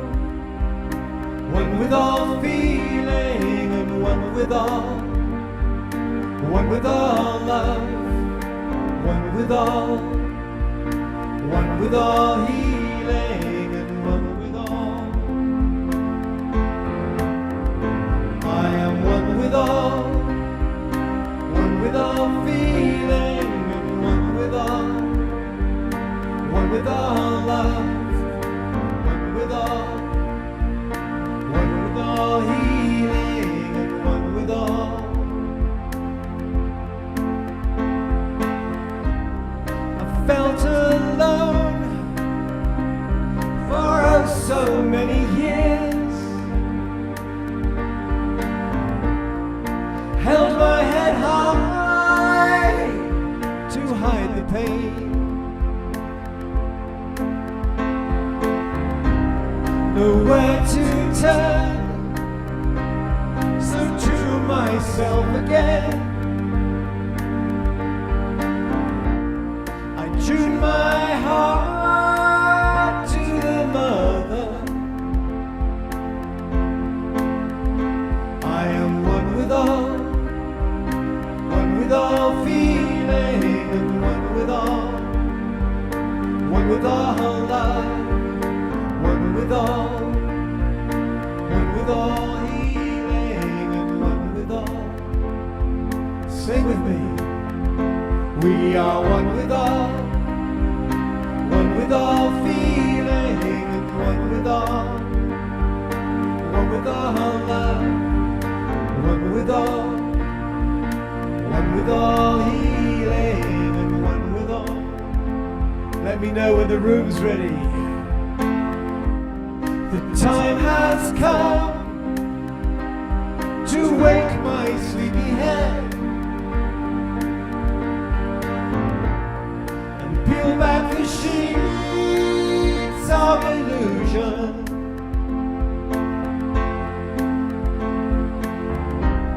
The time has come to lift my voice once more,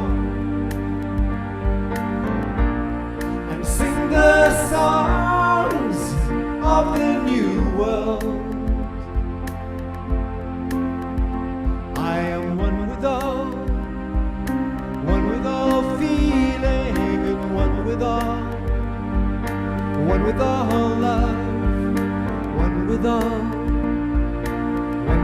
all healing and one with all. I am one with all feeling and one with all love, one with all healing and one with all. Okay, so la la bit, here we go.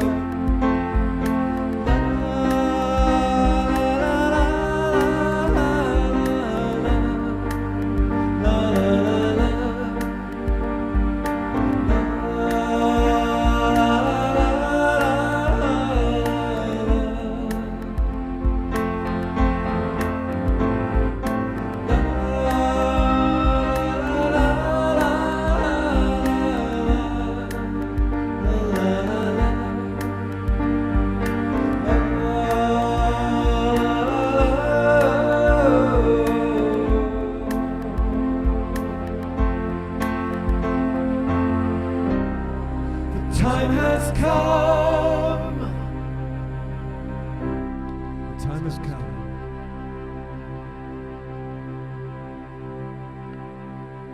Scott. Let's all twinkle, beloved Omashar. That was awesome. We are with the perfect song. We are one with all after what we were just talking about with Eden. And Hi, Joey. that's pretty amazing. Pretty amazing. Well, are you about ready? Yes. All right. So I am going to turn it over. First of all, a big thank you to Tangela. One more time. Thank you, Tangela. And to beloved Eden, holy smoke, what a wonderful presentation, Scott. Thank you. And Oh, I'm going to bow out now and I'll continue watching. Namaste. Thank you Oh. so much, Scott and Eden, too. That what a beautiful presentation. Thanks for sharing those powerful practices. And Scott, I'll leave it for you to introduce Darren, the next presenter. Well, he's right here. So do you want to say anything? Hi, Chen. Welcome, welcome. So happy you could be here. And I do want to introduce him, but Scott, maybe can you introduce? I put the introduction in the chat so that the live audience can hear his introduction as well. Okay, great. But before I go, I just want to say Darren is an amazing luminary and TV influencer, part of Soul Search. He's an incredible quantum healer, quantum catalyst, really dedicated to empowering professionals, healers, light workers, and individuals around the planet to really step into their highest potential. And really, Darren, thank you so much. I really encourage all of you guys to check out his new show on Soul Search TV, Quantum Awakenings. I will be putting the link in the chat. It's funny, it's a teaching show, it's a transmission, and you can really start diving in deep with Darren and his work. So thank you, Darren, for being here and excited for your presentation today. And did everybody in the live audience hear that? Yes. Okay, got it. Great. Tangela, love you so much. We're going to turn it over to Darren. Okay. Thank you, Scott. My pleasure. Thank you, Tangela.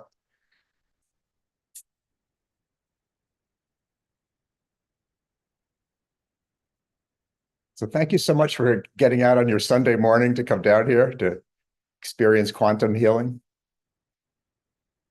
The reason that you showed up must be that something inside of you said yes and drew you here. That's the way it is, right?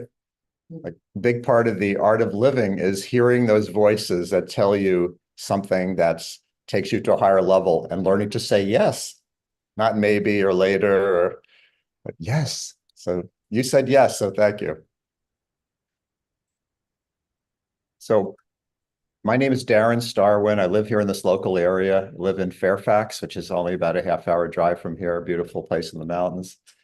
And I live with Karina, who's my partner here in the front. And we were just out doing swing dancing last night, getting all ready for this today.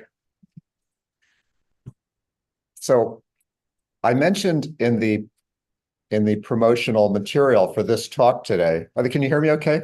Okay. I said, this is not a talk, it's an experience. Ding, something just dinged here.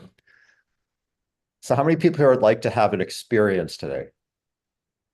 How many people would rather have an intellectual discussion? Okay, unanimous. There'll be some of that too. Both, okay, that's right, both, because you want to understand it with your mind, feel in your heart, and then have your quantum divine self activated. Is that a good combination? Because all that can happen, but if you want to, you have to just ask. If you want that, you could have it. So the name of the talk today is 5 Quantum Keys to Heal Like a Master and Produce Miracle Results.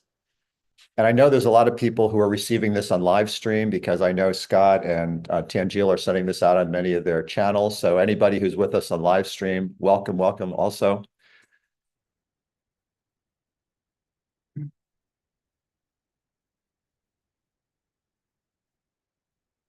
So I want to know what my promise to you is for today. We have 50 minutes, 50 minutes to teach what could be a massive subject, is to give you as much as is humanly possible within 50 minutes and to give you real life examples, to make it tangible, not airy-fairy, not philosophical, but make it practical, what I'm going to tell you. Second thing is to offer you an experience of the quantum field that you can feel for yourself. Again, it's always voluntary. If you want to have that experience, then just simply make that request in yourself. If you don't want to have it, that's fine. It's always up to you. The third thing is to give you practical insights and methods that you can start using right away. How many people here work as any kind of healer or healthcare practitioner? Raise your hand if you're anybody who works with clients in any way. Okay, what do you do? I'm an esthetician, so I just started incorporating crystal healing into my practice. Okay. Aesthetics often lends itself very well to bringing in different kinds of energy work and healing because people come actually wanting healing, right? They think of through skin. And who else does anything here? How about person in the back?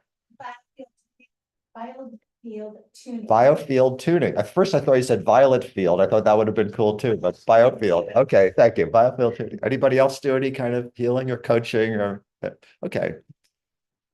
You do? Okay. Thank you. So I want to say, because this is going to be experience, here's how to get the most out of this class. Something's dinging here. Okay. First of all, is to stay grounded, because this is very high level consciousness that we can tune into in this short amount of time. And so the best way to stay grounded is simply to put part of your attention in the earth. There's one of the chakras in your body is called the Earth Star. And it's literally like a ball of light that's under the surface of the earth, underneath, wherever you happen to be at any moment. And we're usually taught to cut ourselves off from that and just be up in our heads all the time. But if you just breathe down to the earth a little bit and just intend to be grounded, you will be. And breathe fully in and out of your heart chakra, as Eden was so beautifully saying before, just breathe in and out of your heart chakra. You'll have more of this experience. And attuned to the quantum field, even if you don't know what that means, just the quantum field is that oneness that connects everything in the universe. You were talking about that, Scott, a few minutes ago, beautifully. I'd love to know what those 26 things are. If you're gonna... Yeah, but anyway, and so this universal field that can be called the quantum field, it can be called oneness, it can be called the Holy Spirit. I can call it by a lot of different names, Brahma, but it's a feelable thing. And if you wish to experience it, you just kind of open your heart to it and it's here. And there's another thing called the master hookup, and that's a position of your tongue. So right behind these 2 front upper teeth, right behind it in the upper palate, there's a point called the master hookup. If you put your tongue right there, it actually grounds you into your chakras and into the earth. It's a magical thing. It's so easy, isn't it? I mean, you don't have to pay a subscription fee to it, or there's no taxes on it. You just put your tongue right behind your 2 front upper teeth and just try it. Just put your tongue there for a moment and breathe. See what that's like. Thousands of years. Thousands of years, yes. Feel the heart. That's feeling the horror. And what's your name? Jim. Jim. So Jim was just saying, the hara, which is the energy center here. Mhm. I was an acupuncturist for 25 years. So I work a lot with this field. So if you just you can put one hand here, put your tongue in that position behind your 2 front upper teeth, and then just breathe fully. And that just hooks you right in to yourself, to your true self. So if you do those things, you'll be more open to the energetic and grace part of this presentation. So today you're going to discover how to transform yourself from a muggle to a magician, if you'd like to be. That's where we're all in that process. So again, I said I'd back these things up with some examples. So actually, I was hoping to project this on this screen, but I found out they didn't have the right cable or whatever, so I'm just reading off my screen. So hopefully that's better because there's less technical stuff to put your mind onto. So there's a woman named Shannon who came to me about 8 years ago. She was at that time in her 30s, and a very bright, kind of talented woman with a lot of consciousness, but she had been going through severe trauma. She had had like this trauma, all traumatic thing that had to do with, I guess, losing a baby, just flare up because of something triggered her. And she was feeling very wobbled and hard to function. So she came to me for a few sessions, and she wrote this to me, just made a little video and put it on Facebook. And she said, after my first quantum healing session, it was like, wow, this is so different. I've certainly had lots of experience with heart-centered therapy, Reiki, and so much more. But learning about quantum healing and how it can really change in an instant was a pretty miraculous discovery. What I received was a total clearing of these traumatic experiences within 1 to 2 sessions. I'm not exaggerating. It was astounding. I really didn't have a charge around that trauma anymore. It was completely gone. All it really takes is a rewiring of our programming, in a sense, and healing in our energetic field. And we can literally change the processes of how we experience life. So since Shannon gave me that quote, she's gone on to create a coaching company called the Green Door Life, where she now has like 20 coaches under her internationally, and she's training them, and they do like fitness training, dietary coaching, and also helps them open their higher consciousness. So she's a brilliant person, but she had to clear that trauma to open up that higher potential for herself. So the name of the talk is How to Heal Like a Master. So I'm going to give you the short answer first, and then I'll give you a more detailed answer after that.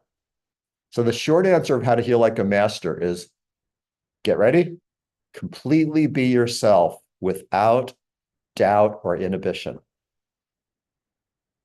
If you want to heal like a master, it's not like you have to learn 100 new things or you have to like go into some other state of consciousness, some altered state. No, completely be yourself without feeling inhibited or letting fear will help you hold it down. This is what it's like. Now, quantum healing is opening up a trusting, deeply intuitive relationship with the divine. That, the word the divine, you could use the word God, Christ, whatever word you like is fine. But there's this infinite source of everything. When you learn to trust that and not trust your own mind, not trust all the techniques you've learned. I was an acupuncturist for 25 years. I learned so many techniques, like where to put the needles and how to diagnose and how to use the electrotherapy and how to bill insurance and all the things. But no, just a pure trusting relationship with the divine, miracles happen. And I'm not exaggerating to use the word miracle. And that's not hyperbole. I'm saying literally, I've experienced so many miracles just in the last week. So that's what it takes. So I want to say something about the word light worker. Does anybody here consider themselves a light worker? I think at least one person does it. Well, some people have a kind of disparaging term, like light worker means sort of like, a hippie or a flower child or some kind of, vague term like that. But no, this is a very specific meaning to light worker. It's like being the special forces of the military, like you're like the Green Beret or something. It's that specific. What?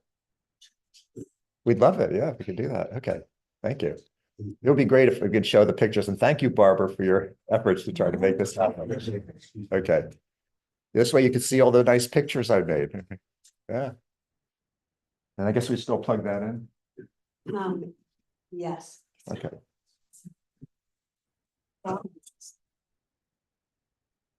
Okay. And I'll just keep talking until they get that going. So light worker actually is someone who really cares about raising their consciousness, cares about healing themselves.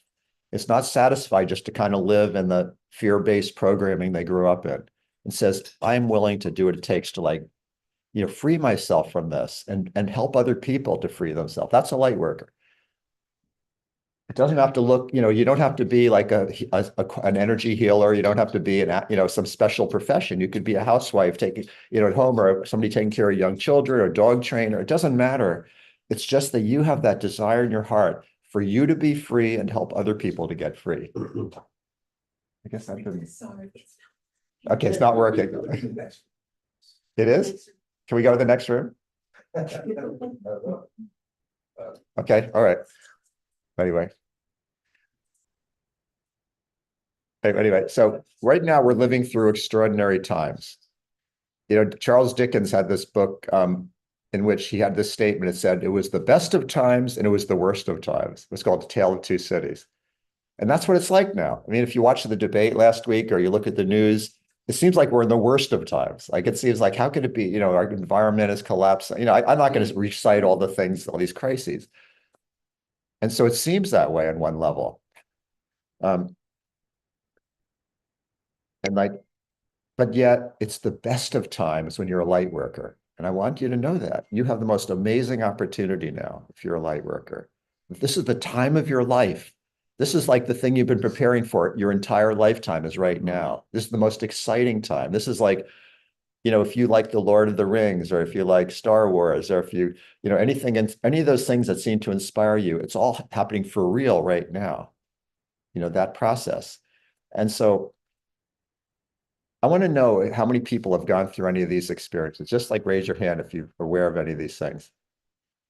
Anybody felt overwhelmed or drained recently? Raise your hand. Okay. Has anyone felt like you're going through a life review? You know, they say when you're dying, your whole life flashes in front of you. Does anyone notice that now, even now while you're still alive? Yeah, I have tremendously. It's like but you don't have to die physically. It's just your whole life is flashing in front of you anyway. You felt some regret and remorse? Yeah, I felt some of those feelings. It's like something's come up and you just feel so like, I wish I had done that differently. Yeah. But the good news is you're still alive and you can change it now through forgiveness, through gratitude, through service. I mean, you're still here. See, the Christmas Carol with Ebenezer Scrooge, he had to be shown a life review of how lousy his karma was and how little love he had created and how many people despised him. And then he realized, I have another chance. I'm still alive. I could go bring the turkey over to Tiny Tim or whatever. So we all still have a chance. Has anybody here felt inspired and uplifted sometimes, and then other times you feel lost and uncertain? And like go back and forth? Well, that's part of the time. Yeah. And has anyone felt strange bodily symptoms and pains that seem to come and go that nobody can explain? No, I'm glad you're not. Okay. And has anyone felt filled with visions of things you'd love to create, but you don't know how? Yeah. Yeah. Well, these are the kind of things, that's because we're ascending in consciousness. These are the kind of things that happen. So we're going through what I would call a portal of awakening. And this intensified on June 6th. It just started going a higher gear on June 6th. And what it is basically you have been, maybe I could stand up. Let's see, could I put this? Yeah, they can still see me, right? You've been preparing for this time your entire life. I want you to feel that for a moment. Like literally the good, the bad, and the ugly that you've had experience about all your life has prepared you for this time right now. So you can shine as a light worker and fulfill your potential and do things that will actually seem like miracles to you. That's what we're in. It's about self-knowledge and living as a sovereign. If I had more time, I have to go through quickly because I only have a short time, but sovereign has a very strong meaning. It means you throw off all the old negative controlling programming you've been brought up in, and you really say, I am here. I know what I'm here to do, and I'm doing it. And you start drawing all these other people to you, all these other light workers to you. And that's a beautiful thing. So you're in the right place at the right time as a light worker. And it's a great opportunity. So basically, I believe the divine is offering you a great package deal. Well, maybe I'll sit so the people online can see me without having to look up so much. The three things in this package deal that you get to receive is, first of all, you get to experience, like everybody has some things they wish they could heal, but they haven't been able to. You can get to heal those things. The second thing is you become more successful at whatever your work is or whatever your service is, or more effective with your clients. because you're tapped into the source of all healing. And the third thing is you get to help heal our planet. That's the package deal. You get to have all three of those things. But here's the price you have to pay. Here's the catch. The price you have to pay to have those three things is you have to open yourself to sense the quantum field and embody pure love and presence in your everyday life. Is anyone willing to pay that price? At least one guy is. That's good. Yeah, pay that price. But the thing is, you have to ask, how much do I want that? Can I stretch myself out of my comfort zone or the way I think and believe? Because that's what it takes. So anyway, I'm Darren. It's Darren Starwin. And what I'm known for is helping many patients, because I've been in the medical field, who have not had help elsewhere to have help like pain relief and help with severe depression and many things where they hadn't gotten help elsewhere. I've published 5 best-selling books. And my main thing I'm doing now is helping other practitioners, like people who are healthcare healers, for them to be able to awaken their higher healing abilities and to be able to discover quantum healing. That's the main thing I'm doing now. So I have a new TV show. It's called Quantum Awakening, that you can see on soulsearch.tv. Nice 20-minute little segments that have humor in them, that have music, that have interviews, that have teaching. So I recommend you to go there if you like this stuff. So I'm going to go through the 5 quantum keys now, because that's the name of the talk, 5 quantum keys to heal like a master. And to heal the unhealable. That's something you can actually do. You can help to heal the unhealable with this work. So the first quantum key is that you're not really a healer. None of us are healers in the truest sense of the word. What you really are is a catalyst. A catalyst means that you don't really heal anybody. People tap into this master healer ability within themselves, but you can be a catalyst to help them to do that. And then the miracles happen. And part of what our clients, anybody here who works with clients, part of what our clients are bringing us is the collective trauma of our whole human race. Like when someone shows up and says, I have migraines, it's not just them having migraines. They're also tapping into millions of other people who are going through trauma and pain. And that's because we're so interconnected now. We're not just, that's part of the awakening we're going through. So what do you do about that, you know? What acupuncture point do you needle for that? I mean, they didn't teach us this kind of stuff. So you can heal the unhealable just through techniques. You have to turn it over to the divine. The divine is the healer.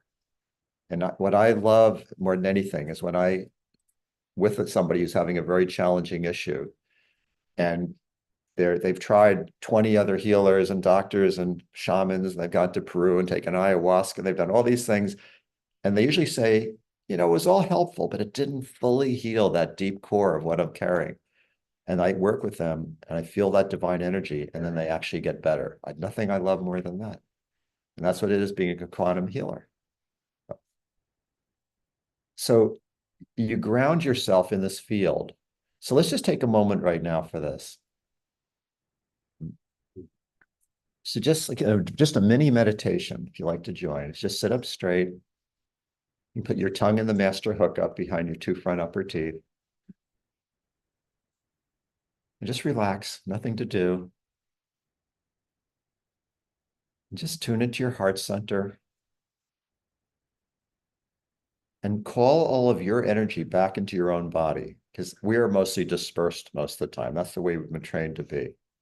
So all kinds of digital devices, and your plate is overfull with too many things to do. Just call all that energy, just say, I call it back into my body now. I call all that energy back into my own body. Then take another breath in and breathe some of that energy down to the earth.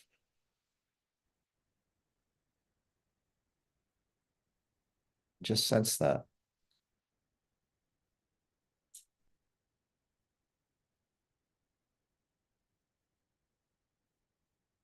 Now, when I say I am, I don't mean Darren, I mean the I am presence, the divine presence. I am offering a quantum activation now, which is something that kind of accelerates your awakening and attunement. So if you wish to, you could just open yourself to that field.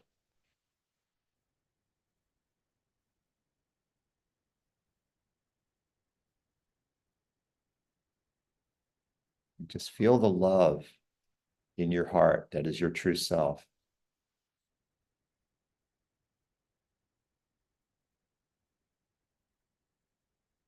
And by tuning into this field, this quantum field, this allows you to raise your consciousness and awaken your intuition. It's always been there. It's just been blocked.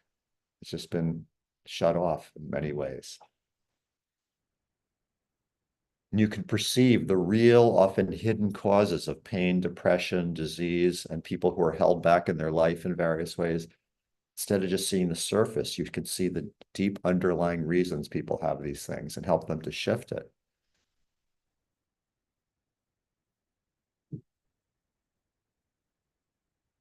And this is something that if you really open to yourself, it's actually a vibrational feeling in your body. It's not just an idea. Does anybody feel that vibrational sense in their body right now? This is the quantum field. Yeah, Karina does. And the most powerful healing going on our planet happens in groups right now. It happens in community. It's not so much the time for like one person giving one person a healing. That's still happening. Of course, that's important, but the most miraculous healing happens when we get together in these groups of light workers and we bring in this quantum field, and then there's like a multiplication effect of the healing, and it spreads out to all life. That's the way it works now. So I'm going to give you, this has all been very kind of, theoretical. Let me give you some practical example. I had one of my students referred one of her clients to me. And this is a woman who was very physically fit, really good health in her 40s, had a very successful job working with these corporations. But she had fallen down 2 different times within a month and gotten hurt, which was completely not normal for her. And she said she felt drastically out of balance, wasn't sleeping well. And when I asked her about what she'd been doing, she said, well, I did date 2 men in the last year who were using drugs. A lot of people using drugs have different kinds of weird energies in their field or something like that. And she was looking for some kind. So my student felt she couldn't clear her, felt it was too difficult for her to do it. So she referred it to me. So when I evaluated her, I found out that this woman had actually taken on negative energies from these boyfriends that were still hanging out in her field. And that she had somehow agreed to it. We don't realize it. We make agreements to do these things without even remembering it on a subconscious level, because she had an open heart and maybe she wanted to help them or something. So she took on some of their dark energies. So during the quantum healing session, we worked with this quantum field to clear those out, which they went, aligned her energy, or what's called her assemblage point, and balanced her chakras. And then a week later, I spoke to her and she said, I feel much lighter, much less pain in my body. I feel much clearer about what I want in my life. My boundaries are much better. All those things happen because she cleared that energy out. So that's an example of a quantum healing session. Now, I want to say how the quantum key number 2 that I want to talk about is how to actually be a quantum catalyst. So by being a catalyst, you help bring another person into the awareness of the quantum field in their own body and nervous system. So health is a very high vibration. And so when you bring this high vibration into the body, sickness and pain and depression can't stay because those are low vibrations. So they just tend to dissolve. And so when higher light is transmitted in the body, they fall away. And so this positive energy moves through you. It actually affects your body through what's called epigenetics. And if you go to my TV show I mentioned on soulsearch.tv, there's a whole 20-minute episode about epigenetics and how you uplift your frequency through that. But it basically means whatever input comes into you is going to just change your body. It remodels your body through the DNA, through which genes are expressed in your DNA. So that's called epigenetics. It's remarkable. So that means even if your parents had cancer or heart disease or diabetes, and you don't have to inherit it. You can shift that pattern through epigenetics. Or if you've been is stuck in a certain pattern, you can shift that through epigenetics. Okay, that's now quantum key number 3. This is if anybody that works with clients, this is a 30-second thing you can do to put yourself from a muggle into a magician. Does anybody want to hear that? Yeah, 30 seconds, not too bad. So the first step is called a purity blast. If you ever want to clear a space, and the way you do that, if you want to join me, you just put one hand like this and just say, I now command a purity blast. You could use different words. That's the words I use. And just imagine a vortex of light moving through the room, just like a little tornado. Shh. Let's try it again. I now command a purity blast. I could just feel it. It's just like a vortex of light just went. Whoosh. Because while you do that, keeps you in the presence of that to start. Stay in the presence while you're doing that. Yeah. But yeah, that's right. Thank you. Keep your tongue in that position. Up. It works. Great. That's it. That's good. So keeping your tongue, staying in the breathing, staying within your body, and then do the purity blast. Yes, thank you for that. Okay, the next thing, which I mentioned earlier, is call your own energy back in your body. And you can just do that silently. You don't just say it out loud. You just silently just say, I now call all my energy back into my body. 1 second. And you just feel more presence. And then whatever you're going to do in your work or your client or whatever it is, it's gonna go better. The third thing is an intention. So when you're ever working with anybody for any purpose, just make an intention in your mind very briefly. Like something like, it is my intention to be a clear vessel of miraculous healing and renewal for the greatest good of this client, myself, and all concerned. Something like that. And when you create that intention, it lines up all the powers of the universe with you. And the fourth one, which is really magical, it's totally non-muggle, is align with your healing team. Your healing team is, you might call spiritual guides, or the Christ consciousness, or the Divine Mother. I mean, there's different, names and aspects of it, but I know when I do these quantum healing sessions, clearly there's a team of amazing beings working through me and doing this. You know how I know the difference? Because there's been some sessions where I forgot to do it. I forgot to invoke my team. I just was kind of in a rush. I don't have time for that. And I just did my treatment and it was good, but it wasn't magical. It was still good, but it wasn't magical. When I take that second and say, I'm calling in my team is Christ, it's Divine Mother, it's Metatron, it's some of these incredible beings. I call them in, and it's suddenly I feel like different. And whatever I do with the person, there's more of a magical, miraculous quality to it. How much, how long it takes you? Like a half a second. Is it worth it? Yeah. Is it, yeah. And then the final step is attune to love. So I'm just going to review those steps one more time. So this 30-second ritual is purity blast to clear the space, call your energy back in your body, make a simple intention, and then connect with your team. Then whatever you do, you're not a muggle anymore. Now you're a magician. Okay, quantum key number 4 is identify and develop your superpowers. Does anybody here know that you have a superpower? Yeah. Well, like Tangela clearly has developed some of her superpowers, who runs this expo. Her superpower to bring all these amazing light workers together and create all these connections and help people be more successful. So I've written this book called Awakening the Avatar Within. And there's a whole chapter in here about how to recognize and awaken your superpowers. And there's like so much else in here. Like it's basically the whole workbook on how you live as an avatar, how you bring out your quantum healing abilities, and so much more the science behind it. And basically the way you recognize your superpowers is you look at what you're already good at, and then you raise your frequency and then put yourself into positions of service to other people. When you do that, your superpowers emerge. So, I mean, it's much more than I can say in 1 or 2 minutes, but the book explains it very clearly. Okay, quantum key number 5. if you want to heal like a master, is to learn the master tools of quantum healing.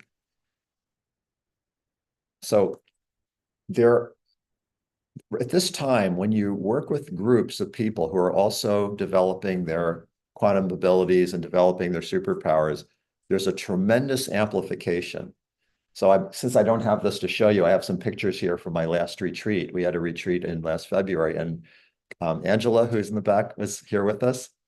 And Karina was here with us at that retreat. And Odysseus, who's in another room, was with us there. And that was just amazing, miraculous experience. We got together for 4 days and we were working on these quantum methods, and we had a lot of dancing and fun and hiking and, lots of fun. People had all these breakthrough experiences. And I also lead courses called the Quantum Master Course. It's for people that want to learn this, where we get together on Zoom on a regular basis. You learn these methods, you practice them with other people, and you actually can then start using it on whoever your clients are. So if anyone's interested in any of those things, I can get that information to you. And Karina, would you pass the clipboards around, please? We have clipboards. If you want to, there's 2 things I can offer you if you put your name on there. One of them is that there's community gatherings that we have in person and on Zoom, most of which are free of charge. Like every Tuesday morning, we have a quantum meditation, which is gorgeous. People love it. The numbers are increasing like every week of that.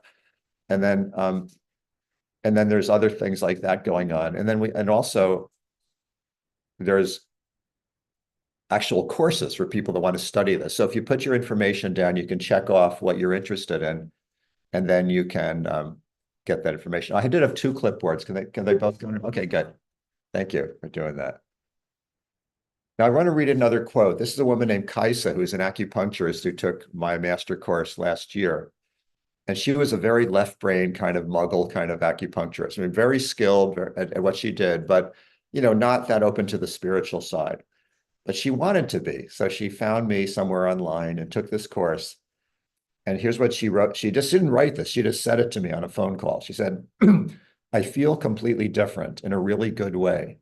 Just a whole other level working with my patients. I'm sensing more of what my patients are experiencing on an energy level. But overall, for myself, I just kind of took off and went to another level with my work. And it's really amazing. I just feel another level of intuition working with my patients. It's a lot clearer. And their treatments are even more effective and faster. And I have a bunch of those. So nothing I've been sharing with you today is really theory or ideas. These are all actual experiences and clinical methods that my students and I have used to create transformational breakthrough results. So quantum healing is actually a system that's based on thousands of hours of clinical experience and science. So how much time do we have left, Scott, before this is over? It is 11:40. Yeah, 15 minutes. 15 minutes. Okay, good. So let's have some more of the experiential here. And again, I really appreciate you showing up here and being interested in this. So I actually have some music I can put on that I think you can hear from my computer speakers at least. That really will help with the meditation.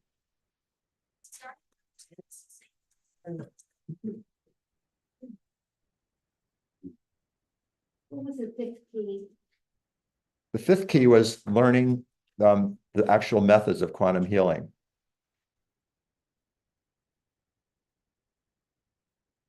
Okay.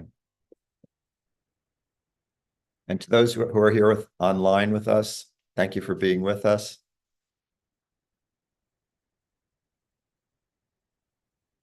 So again, I'll just say one more time, call your energy back in your body. This is something we really need to do a lot of, because we've been taught all our life to be out here, to be dispersed, to be trying to take care of everybody else and be worried about all these things all over the planet and have too much on your plate and all these things. So just say, I call all my energy back in my body. If you wish to do this, put your tongue in the master hookup, sit up straight, breathe fully,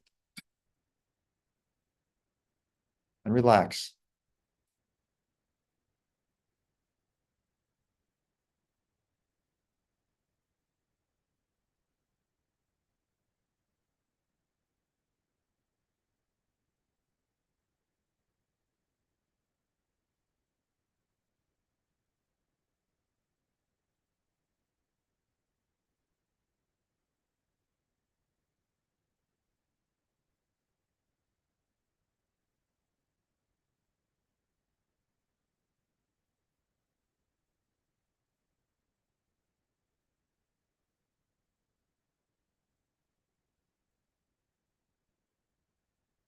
I see there's been a lot of comments here online. And I'll read them after we're done here.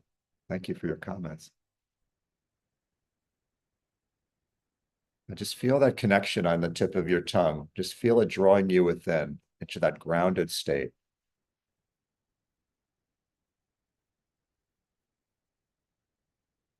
And I suggest that you tune into the desire that's in your heart. What do you really want?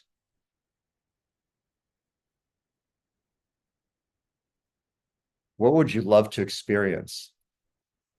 This is really worth considering.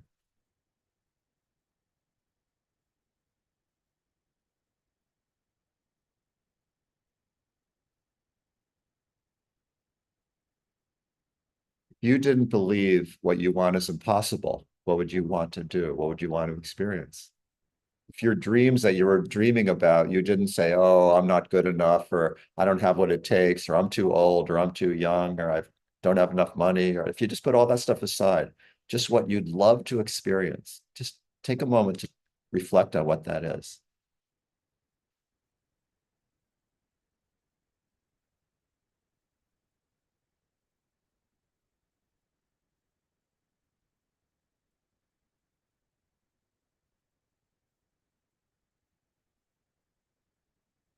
And do your best to sense the vibration inside your body. It's a feelable vibration.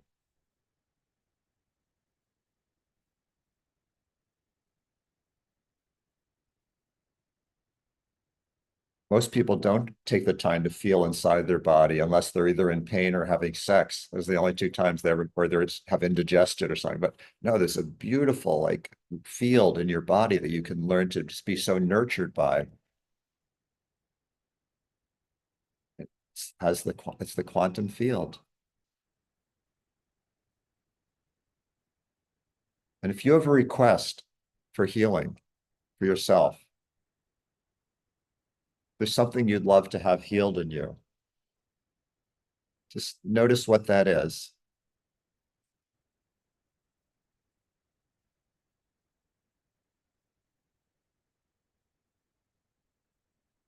And you can ask yourself, where in my body am I most tapped into that issue or problem or pain?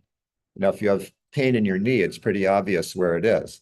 But if it's more of an emotional imbalance or broken heart or something like that, you just ask yourself, where in my body is the entry point to that feeling? And put the palm of one of your hands over that area. Keep breathing fully.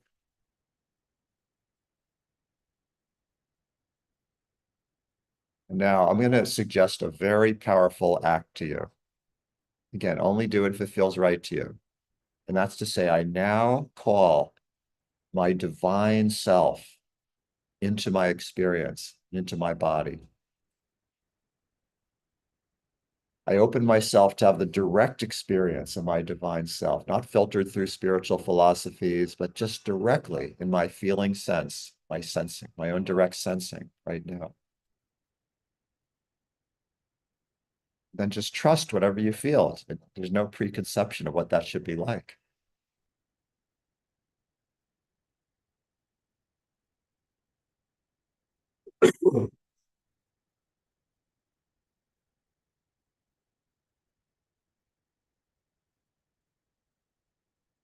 And then there's something, how's the healing works is that connect that sense of your divine self, however you notice it, with that part of your body that connects to the pain or the issue that you want to have healing for. It's like connecting the dots, connecting this divine field to my broken heart or to my aching belly or to my sore back, whatever it is. Allow those two to meld and merge. It's called spiritual alchemy when you allow those two to really blend together.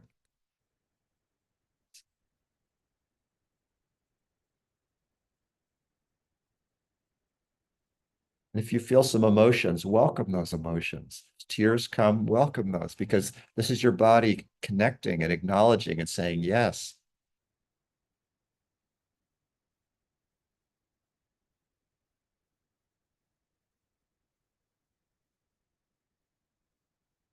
Just relax even more. There's nothing to do here. This is all just allowing.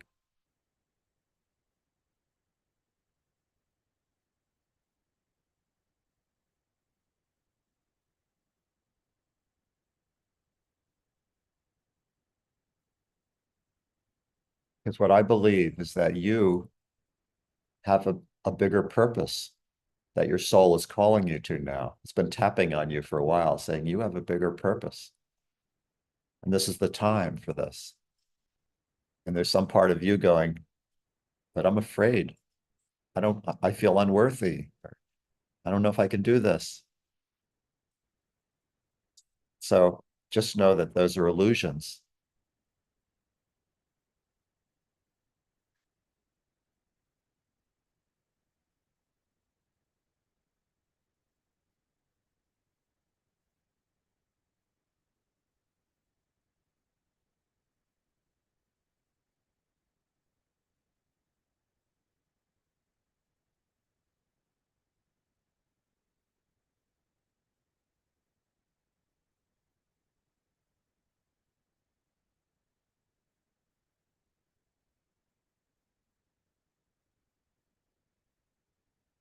You could simply ask your own higher self, what's next for me?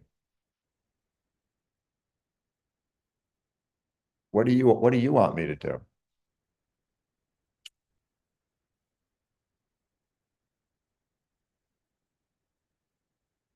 What's my marching orders?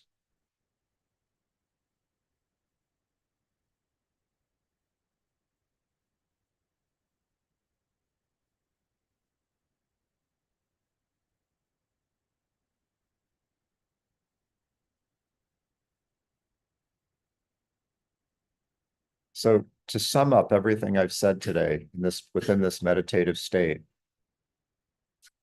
light workers are very powerful people. The fact that you're in this room right now, or you're online listening and you're still here with us, means you are a light worker. You're a very powerful being. And yet you've had some trauma in your past because of your power. You know, you've expressed your power in other lifetimes, other places, and gotten what you say whacked for it many times. And it's left some deep impressions of this is not safe. I have to play small. I can't show myself to the public. I have to just keep a low level, keep my low. But this is the time to let go of that stuff, to come out, as they say. So I found that when we get together in these groups, this is a little small group, this is an example of it. Where I have these other ones where we get together over, each week and we really go deep in working together. It's much, much easier to release those old fears and patterns and inhibitions and to really come into your power and your mastery. It's much, much easier. And that's what we call the miracles that happened at that time.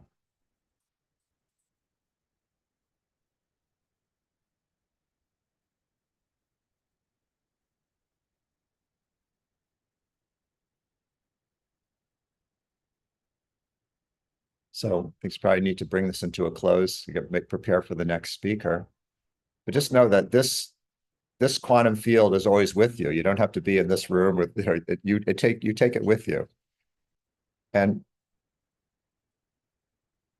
every Tuesday morning we have a quantum meditation at 8 a.m. Pacific time that goes for 30 minutes. And these are really gorgeous. If you put your name on the clipboard and put your email and you write it clearly enough so I could read it, I'll make sure you get the invitations to that. And then we also have 15 minutes every Friday. We pray together for world peace, not pray, but visualize, see planetary healing every Friday at 12 noon. Karina? Okay, and I'm going to put my website. Thank you. If you want in the chat here, and also say it to you here. It's www.drstarwin.com. www.drstarwin, all these access to all these different things, my training courses, the free events, guided meditations you could download. It's all on that site, drstarwin.com. Thank you, Karina. And I'm going to be outside after. If anyone likes to speak with me, if anyone wants to buy one of these books, we do have some of these books. if you're intrigued, this would be a great next step, is to read this book, or even to hold it, put it under your pillow and sleep with it. If you don't read it, it has a very high vibration. The reading is better though. I'll be out there afterwards. So thank you for coming. Thank you so much.